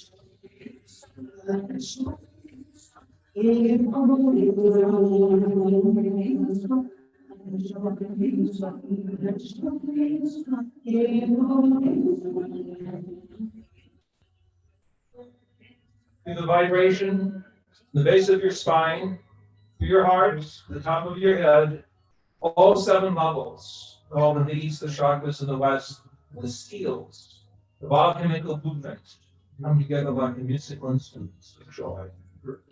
We realize all of these answers are to be found within us, that we ultimately determine the capstone, the place over our heads, the vibration within our hearts, the humanity that we serve.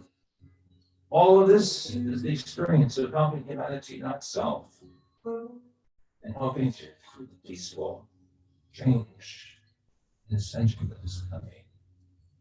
And so it is in the glory, the songs of the heart. We go forward in victory. We go forward in celebration. Thank you, Kim. Wow. Yeah. Beautiful.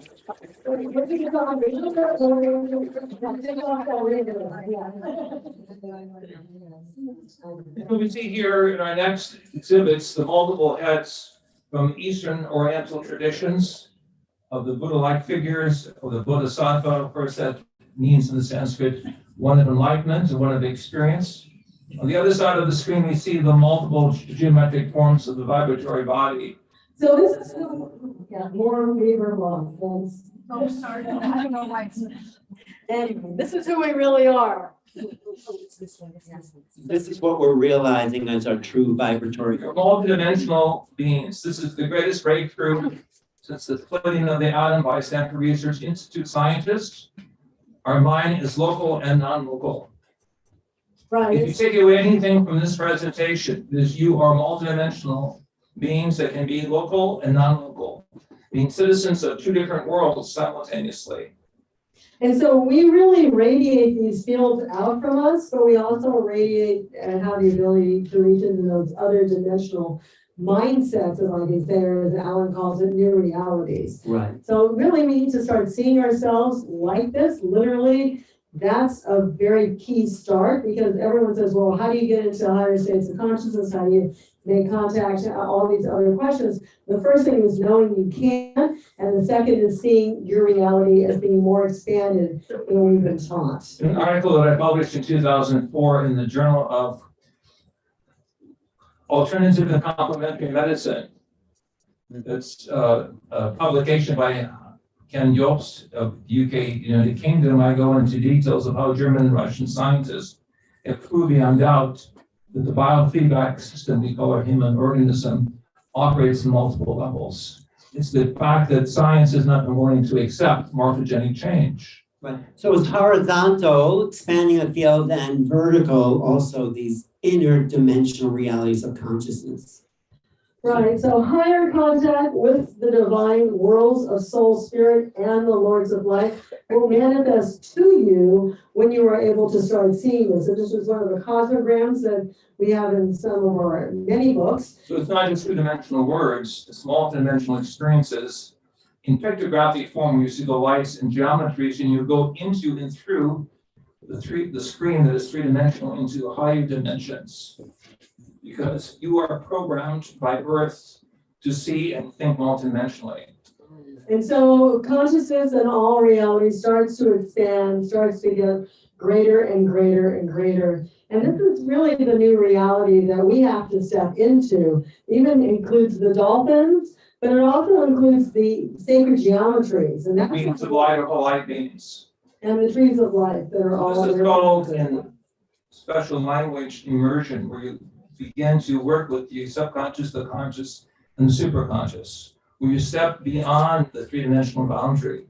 This has been orchestrated in our films called The Light Body, and Merkaba, a vehicle of the many worlds. And so in understanding words and seeing scientific reports does literally nothing unless you have experience. But how can you have experience if you do not think in color, in music, in joy, and purpose? And so this is the other side of the story. That is why we call ourselves the Academy for Future Science, guided by consciousness. And getting over this logical left brain thinking and thinking that's the only reality there is. So if you become more creative, more intuitive, you realize this whole other world opens up to us, and it is with the Academy for Future Science. So this is really truly who we are, and we really have that higher consciousness. Oops, okay, go back for just a second. Because, and see that, literally the geometry, the sacred geometry opening as a light over your head. This is taught by the Kabbalists as well. For the Jewish mystics. Where the Kether crown is activated, and Dr. always likes to say it's not the negative corona, it's the higher corona, it's the higher crown of light. That King David tells us in the 23rd Psalm, we walk through the valley of the shadow, and our head will be anointed.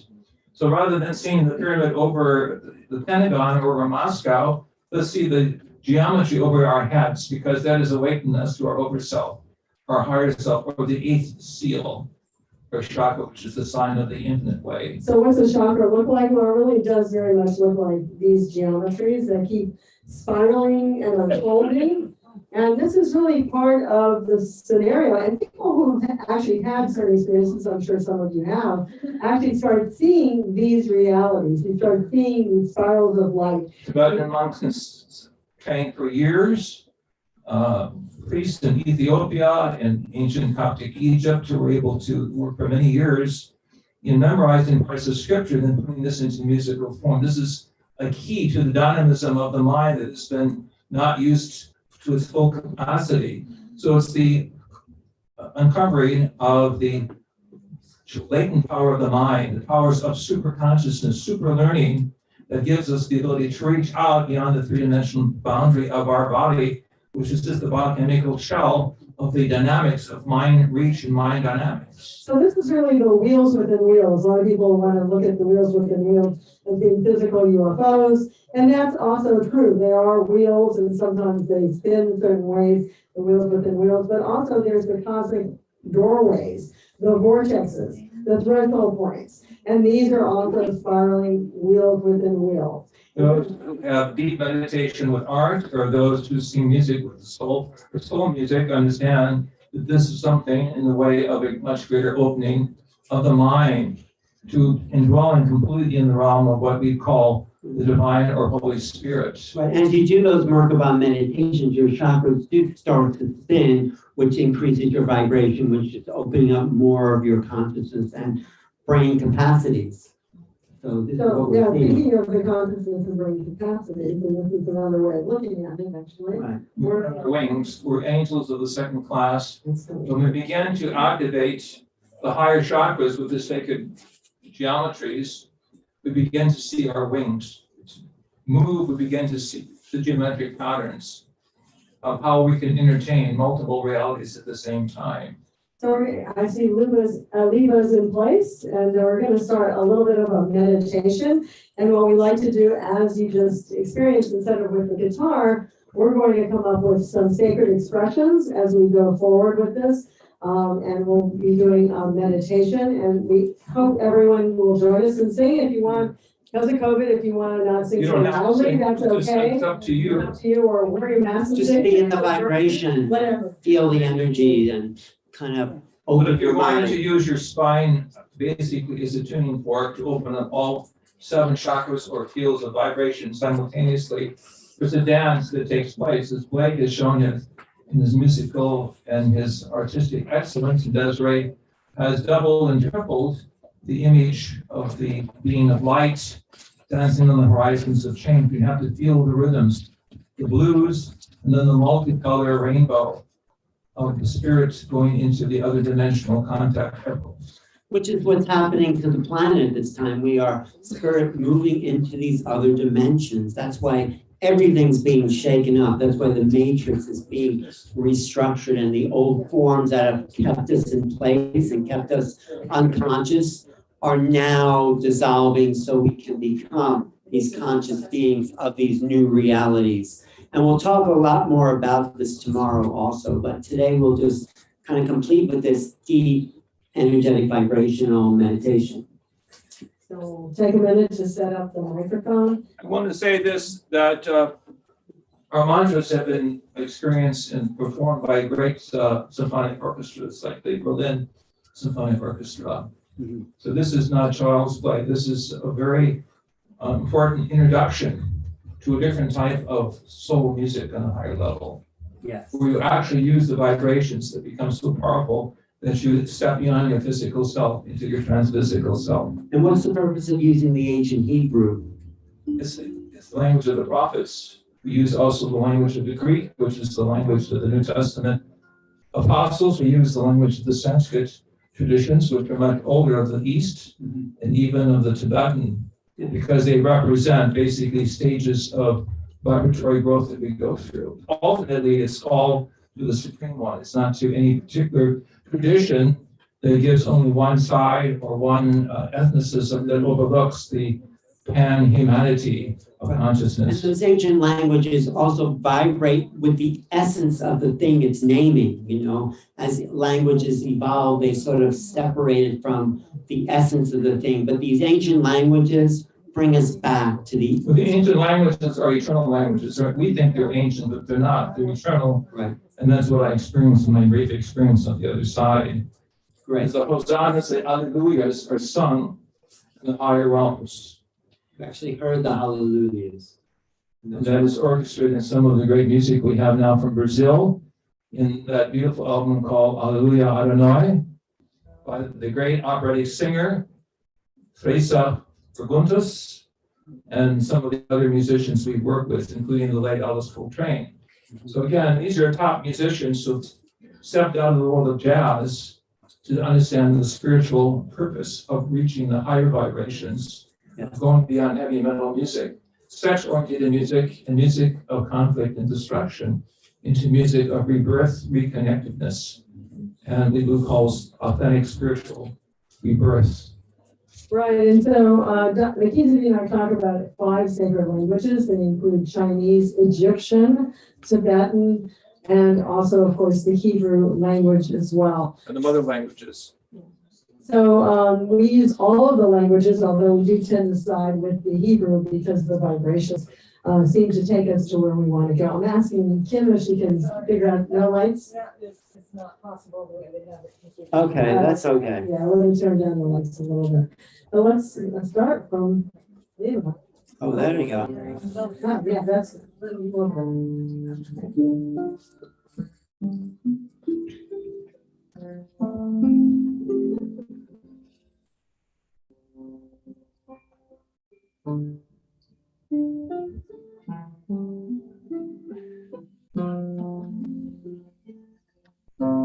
Visualizing thus the star.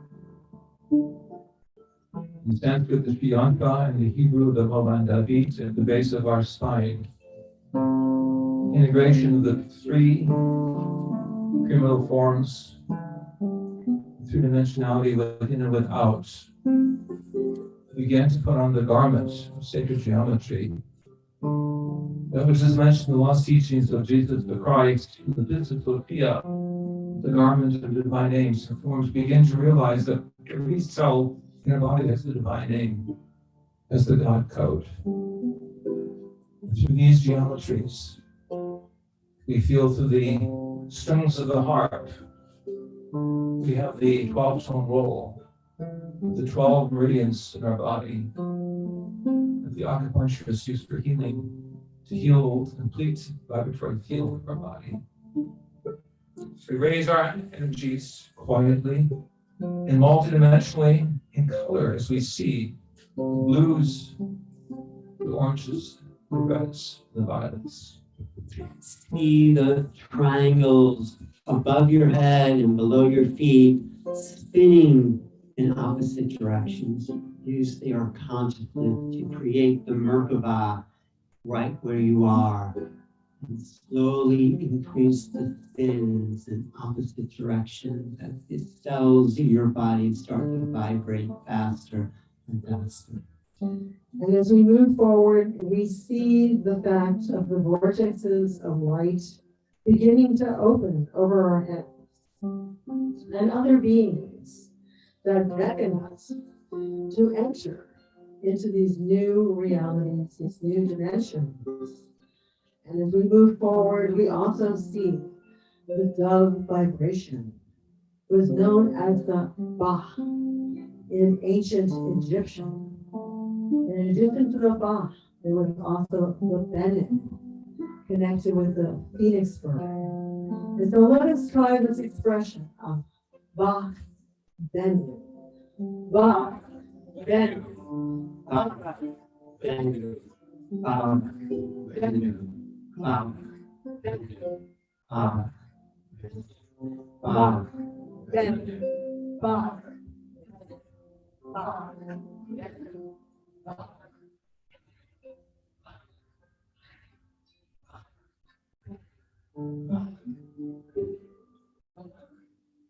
It also is the Lapaloma, the dove, peace, the symbol of the brotherhood, sisterhoods of light.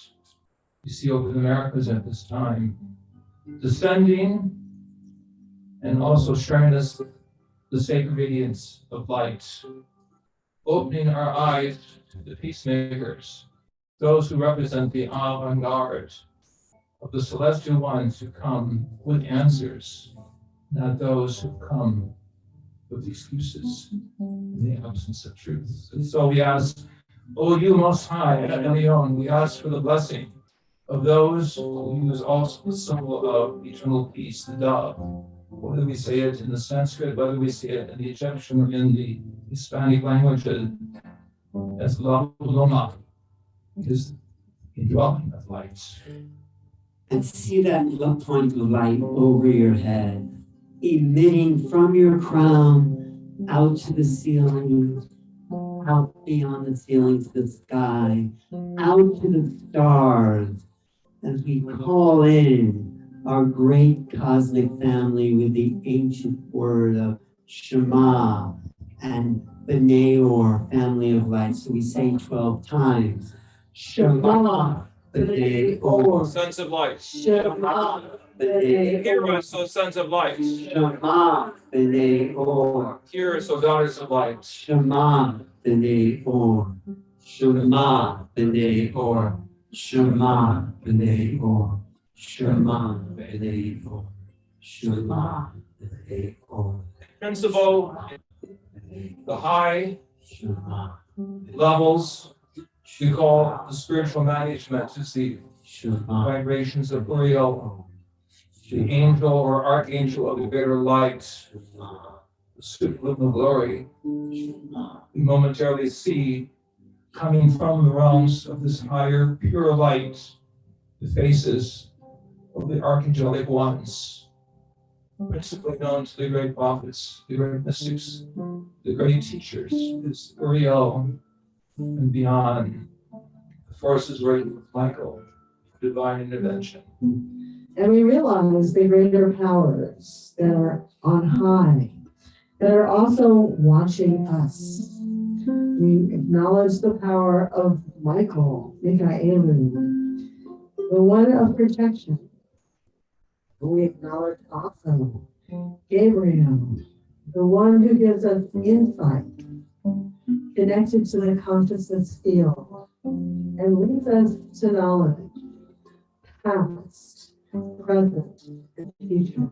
And there's also Raphael, the angel who heals, for we know in Hebrew, Rapha means to heal. We're all in need of that energy connected with Raphael.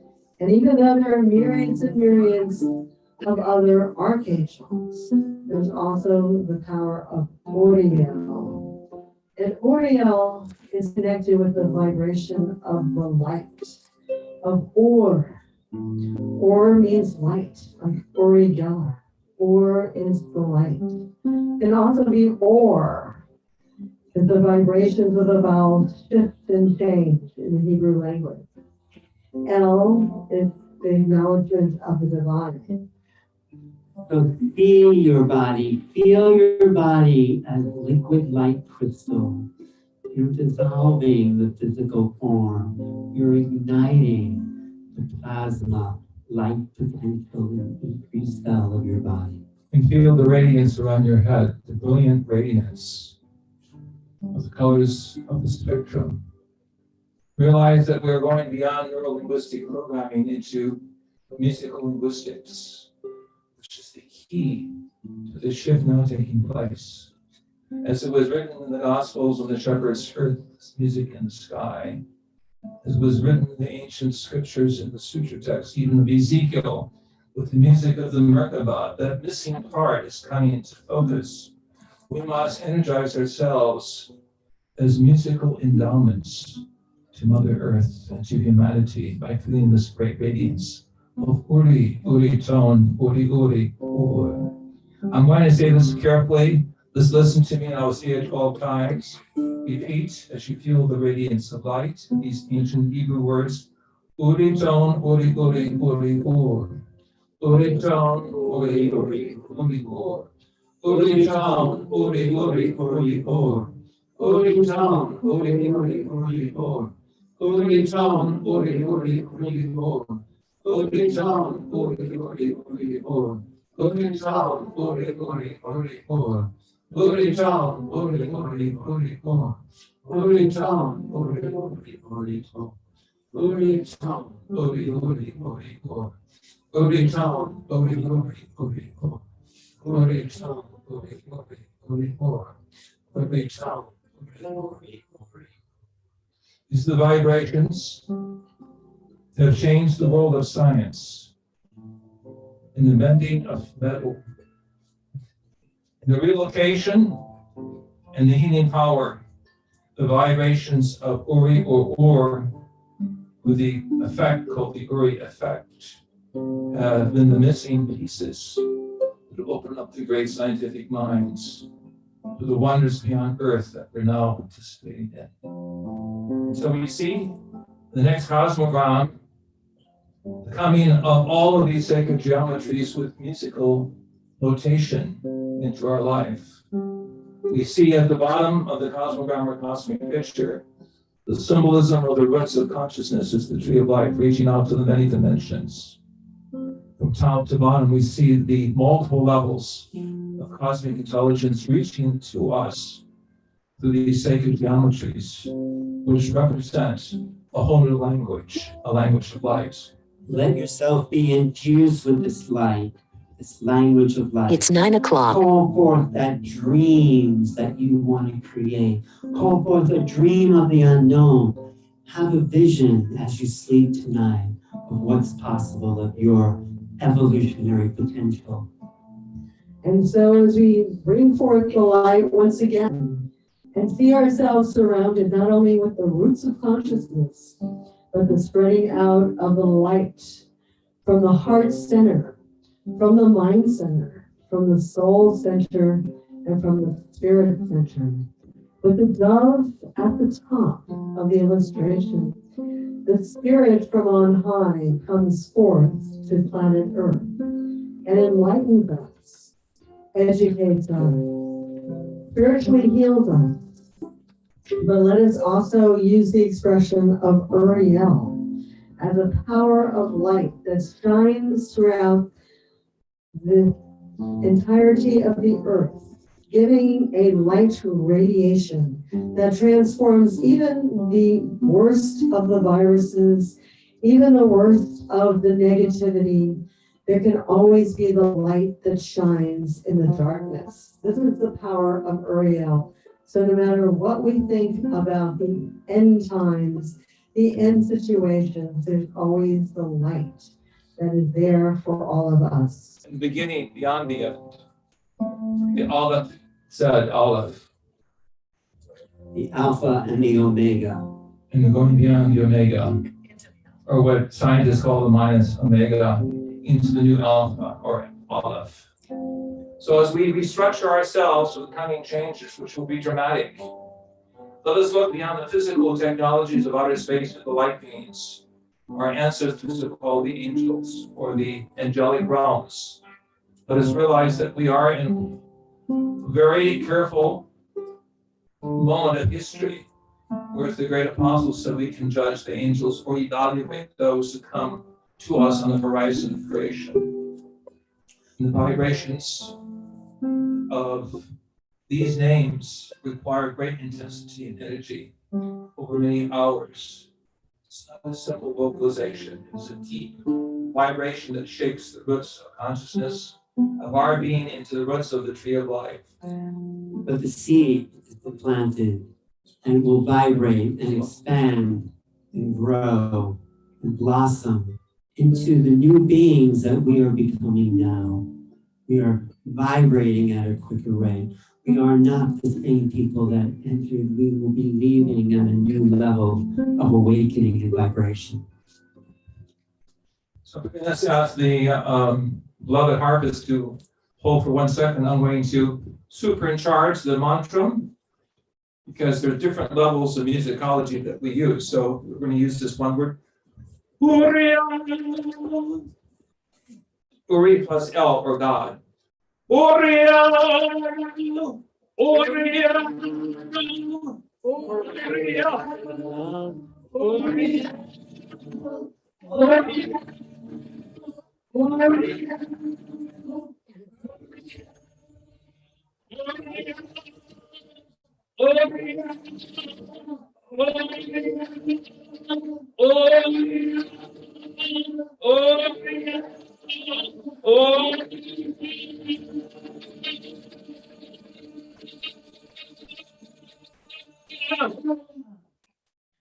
You need to shift.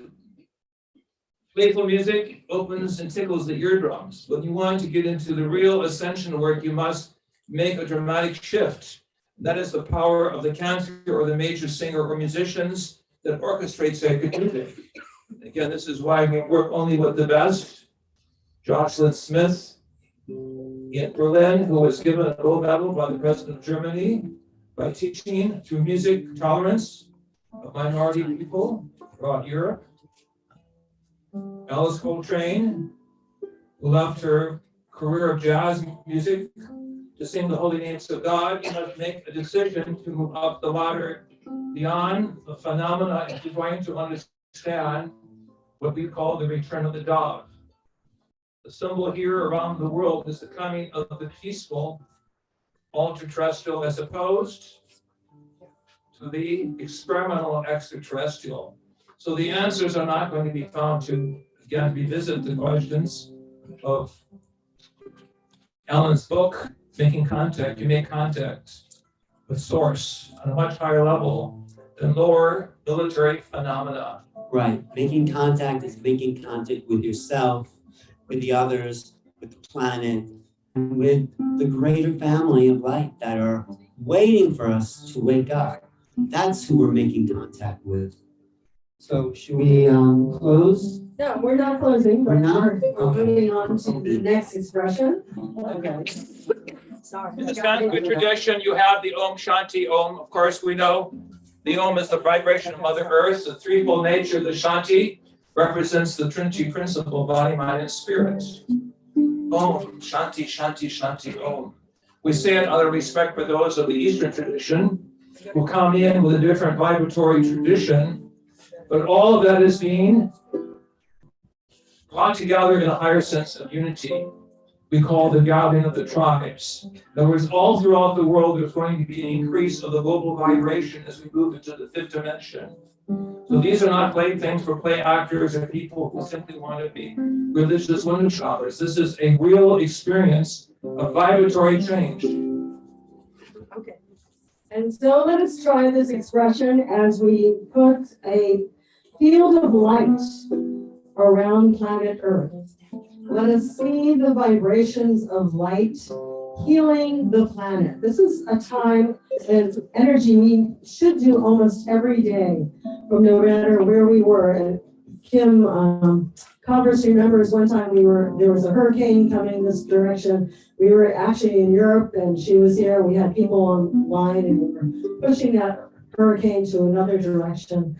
And it worked. We're not the only ones doing it. There's a whole consciousness field doing it. But we also need to do this with the Om Shanti, Shanti, Shanti. Om, that's Om, not only for healing the planet, but also for peace on the planet. Because I do believe that the more problems we have with food, with environment, the more there's energies that also rev up on the planet. So we need to continue to send peace, love, health, and healing. So let us start with this expression. It's Om one time, then Shanti 3 times, and then Om again. I'm going to say also that those who reject Sanskrit should know that the Om is also part of the word Shalom. So it's biblically used in the vibration of Om Shalom, the coming together of East and West. You're going to intone this? Yeah, but she needs to play. That's fine. Yeah, go ahead and play. Yeah, sorry. He's not used to the harp too much. So let's start. It's Om Shanti, Shanti, Shanti, Om. Om Shanti, Shanti, Shanti, Om. Om Shanti, Shanti, Shanti, Om. Om Shanti, Shanti, Shanti, Om.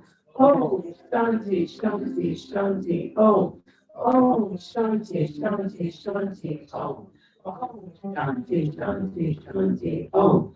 Om Shanti, Shanti, Shanti, Om. Om Shanti, Shanti, Shanti, Om. You sing the Shanti, feel the interchangeability of your body, mind, and spirit. We visualize as we expand our consciousness. Spirit form to reach around the world. We visualize with the Shanti the vibration of our mind. Our mind's eyes to reach around the world, seeing conflict and resolving conflict. And with the third Shanti, we reach physically around the world to make sense. To help the poor and the suffering. The eye of the spirit, the eye of the mind, the eye of the flesh, 3 eyes combined its critical power. It's the use of this visualization that makes it so important. The divine eternal one plays upon our lips the vibration of home. We also place upon the vibrations of our shalom. We place upon the vibrations of our physical body. Omniscience. As we link the omens together, we have omnidirectionality, omnipotentiality. We have the essence of what the ancient masters in the Far East and the Near East knew when they spoke of something going beyond Omicron. Or the vibration of breath. Take us beyond fear. Takes us beyond limitation. And takes us into the light that we see here. The brilliant body of light within suddenly manifests itself more presentingly around our physical form. We ask that the Most High, El Elyon, give us the strength, give us the musical sensitivity, and give us the visualizations to radiate and to feel this radiation now from a new crown of light, the over self. The rest of Psalm 23. That we are anointed in the top of our heads to greater light of the divine source, become radiant beings, pillars of light, full light beings, ultimately sons and daughters of light, the great apostles upon us. In doing so, we're swum, gone through the waters of the unconscious, crossed over the waters of the conscious, and walked upon the waters of the superconscious.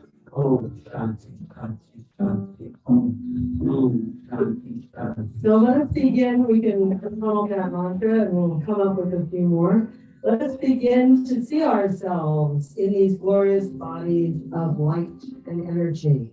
Let us go beyond the limitations of physical matter, but realize that we are here now for a very important time. Many souls, in fact, almost 8 billion souls have come to the planet to be here now because of the changes that will be taking place, because we can all play a positive role. And because contact, think of it, for thousands of years, there's not been the real true face-to-face reality, and that will also take place. So we are here to awaken, like we've been saying, to the true contact of our higher being, to the awakening of the Christ energy, the higher energies, these soul energies in us that will be making contact with the cosmic others. We are at this turning point in history. And as we see here in this beautiful picture, those small little dots or spheres at the top are here to remind us subjectively to make contact with the sacred mandalas within our body and soul. When we do that, the sky will open up to something much greater and marvelous than the physical, the transphysical, and the glorious work of ascension will be understood. So we go from the third dimension to the fifth dimension. Those geometries that we see now are part of the language of music, psychology, and sociology we will use as we make contact for real with the higher dimensional beings we call the master teachers of light, the ultra-terrestrial, who are beyond the physical form but take on the physical form, usually by showing only their faces first, in terms of the covenant of multicolors that was shown in the stories of Joseph's coat of many colors, Noah's story of the rainbow of the sky, and the lost scriptures of Jesus the Christ and the signs of the return, the embodiment of the sacred names of God, the ethers and the airwaves, finally upon our physical garments. And they are pure sound, pure harmonics. The sound of the harp is communicating the higher frequencies of the angelic realm. So let's listen to the harp for a moment and tune into its secret messages, sacred messages. The geometric form moving with the face. Changes of your face and continents. And your recognition of those who are of the higher creation that share with you the divine image, which was written in the original scriptures, the very sheet, the book of Genesis, that we are created into the image and similitude of the divine, hence his messengers also have that divine continence that brings us not fear, but love, not negativity, but wisdom, and not limitation, but abundance. We are made of sound and light, frequency and harmonics. That is our form, that is our essence, that is our being. Light into light, into light, into sound. Eternal Father, bless us. And may your sacred language work within us for every good and perfect thing from above, that we may be these garments of creation. And so let us see the spiral of life coming over our heads, and let us realize that we are part of the Uriel Ein Sof, the angel of light, or of the limitless. That there is no limitation to our consciousness reality, to our own potential, to the power of light and love within us. And as we extend, the wings of the dove embrace us, and we become part of a loving creation, watched over by higher forces of light and understanding. And the spiral continues to expand, and we realize we are the Adam as well as the Eve, and the Adam Kadmon as the primordial humanity of light, in bodies of light and also in bodies of flesh. In bodies of sound, as well as in bodies of consciousness. In bodies of love, bodies of higher intention, of kindness, generosity, appreciation, gratitude, hopeful, joy, possibility. And so as we go now into the age of what we call the age of the Holy Spirit, the outpouring of gifts, supernatural powers of healing, remote viewing, remote communication, we realize that the ancient wisdom is now upon us once again. As we circumnavigate over Mother Earth, as we see the energy points of the globe, we realize there's something even greater.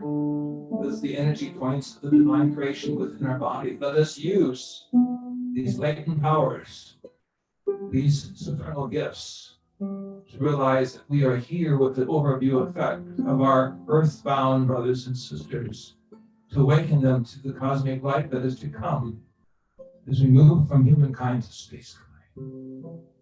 As we take the upward journey, let us realize the heart of the divine within our own heart, be the light, the love, the Christ of wisdom, what is called in the ancient prophetic tradition, the Etz Chaim, the tree of life, with all branches of knowledge being brought together in the celebration of the eternal path that connects us with the eternal source. And let us continue to send love to all of humanity throughout the world, throughout the universe, and realize that we are graduating. And this is the great awakening, to realize that we can step beyond the physical planetary system into greater dimensions of light. And as we do, the spiraling light unfolds around us, and we become part of the greater universe, the greater wisdom, the greater knowledge. And we transcend the physical limitations and become one in the flow of consciousness life. Like the waters that surround us here in Sarasota, or even throughout Florida, we are part of the dynamic flow of the universe. And when we step into that flow, new realities take place for us.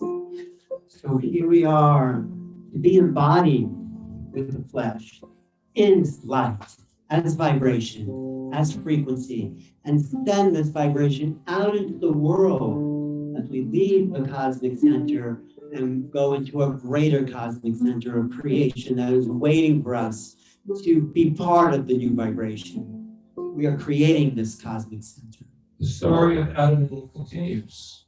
We become the new Adams and the Eves. We're connected with the true tree of wisdom, the Etz Chaim. We connected with the loving hearts of those teachers who gave their lives to set humanity free from limitation. And feel yourself surrounded by light, by love, by harmony, by wisdom, by joy and truth. And never let that energy go. We are in one with the greater universe. We're emanating that light frequency to all that we meet. And thus we choose to be chosen, taking the higher path. Working with what the keys of Enoch call in the scriptures, B'nai Or and B'nai Elohim, the sons and daughters of light, who are behind the mystery that has confounded scientists as to the beginning and the end. It is here all along, in the very beginning. Now it has been found as the pearl of the great price within our hearts. A heartbeat that connects us with the heart of the universe. The heart of the universe that represents the heart of the divine. The soul spirit, the neshama, that suddenly awakens to the next chapter of eternal life. And recognizing that we are with positive energy and discerning energy to go forward, working with those also of the light, the divine plan, bring us into the next chapter of the book of life. This is why we have come as soul beings, as soul brothers and sisters, to be this greater light, this greater message that even astronaut Gordon Cooper said would ultimately come.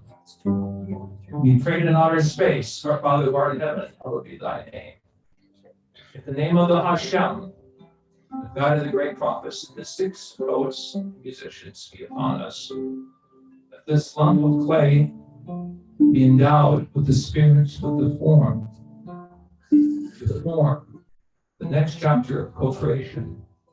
And may we go forth truly with the Father's blessing of a much higher covenant to inherit the kingdom that shall have no end.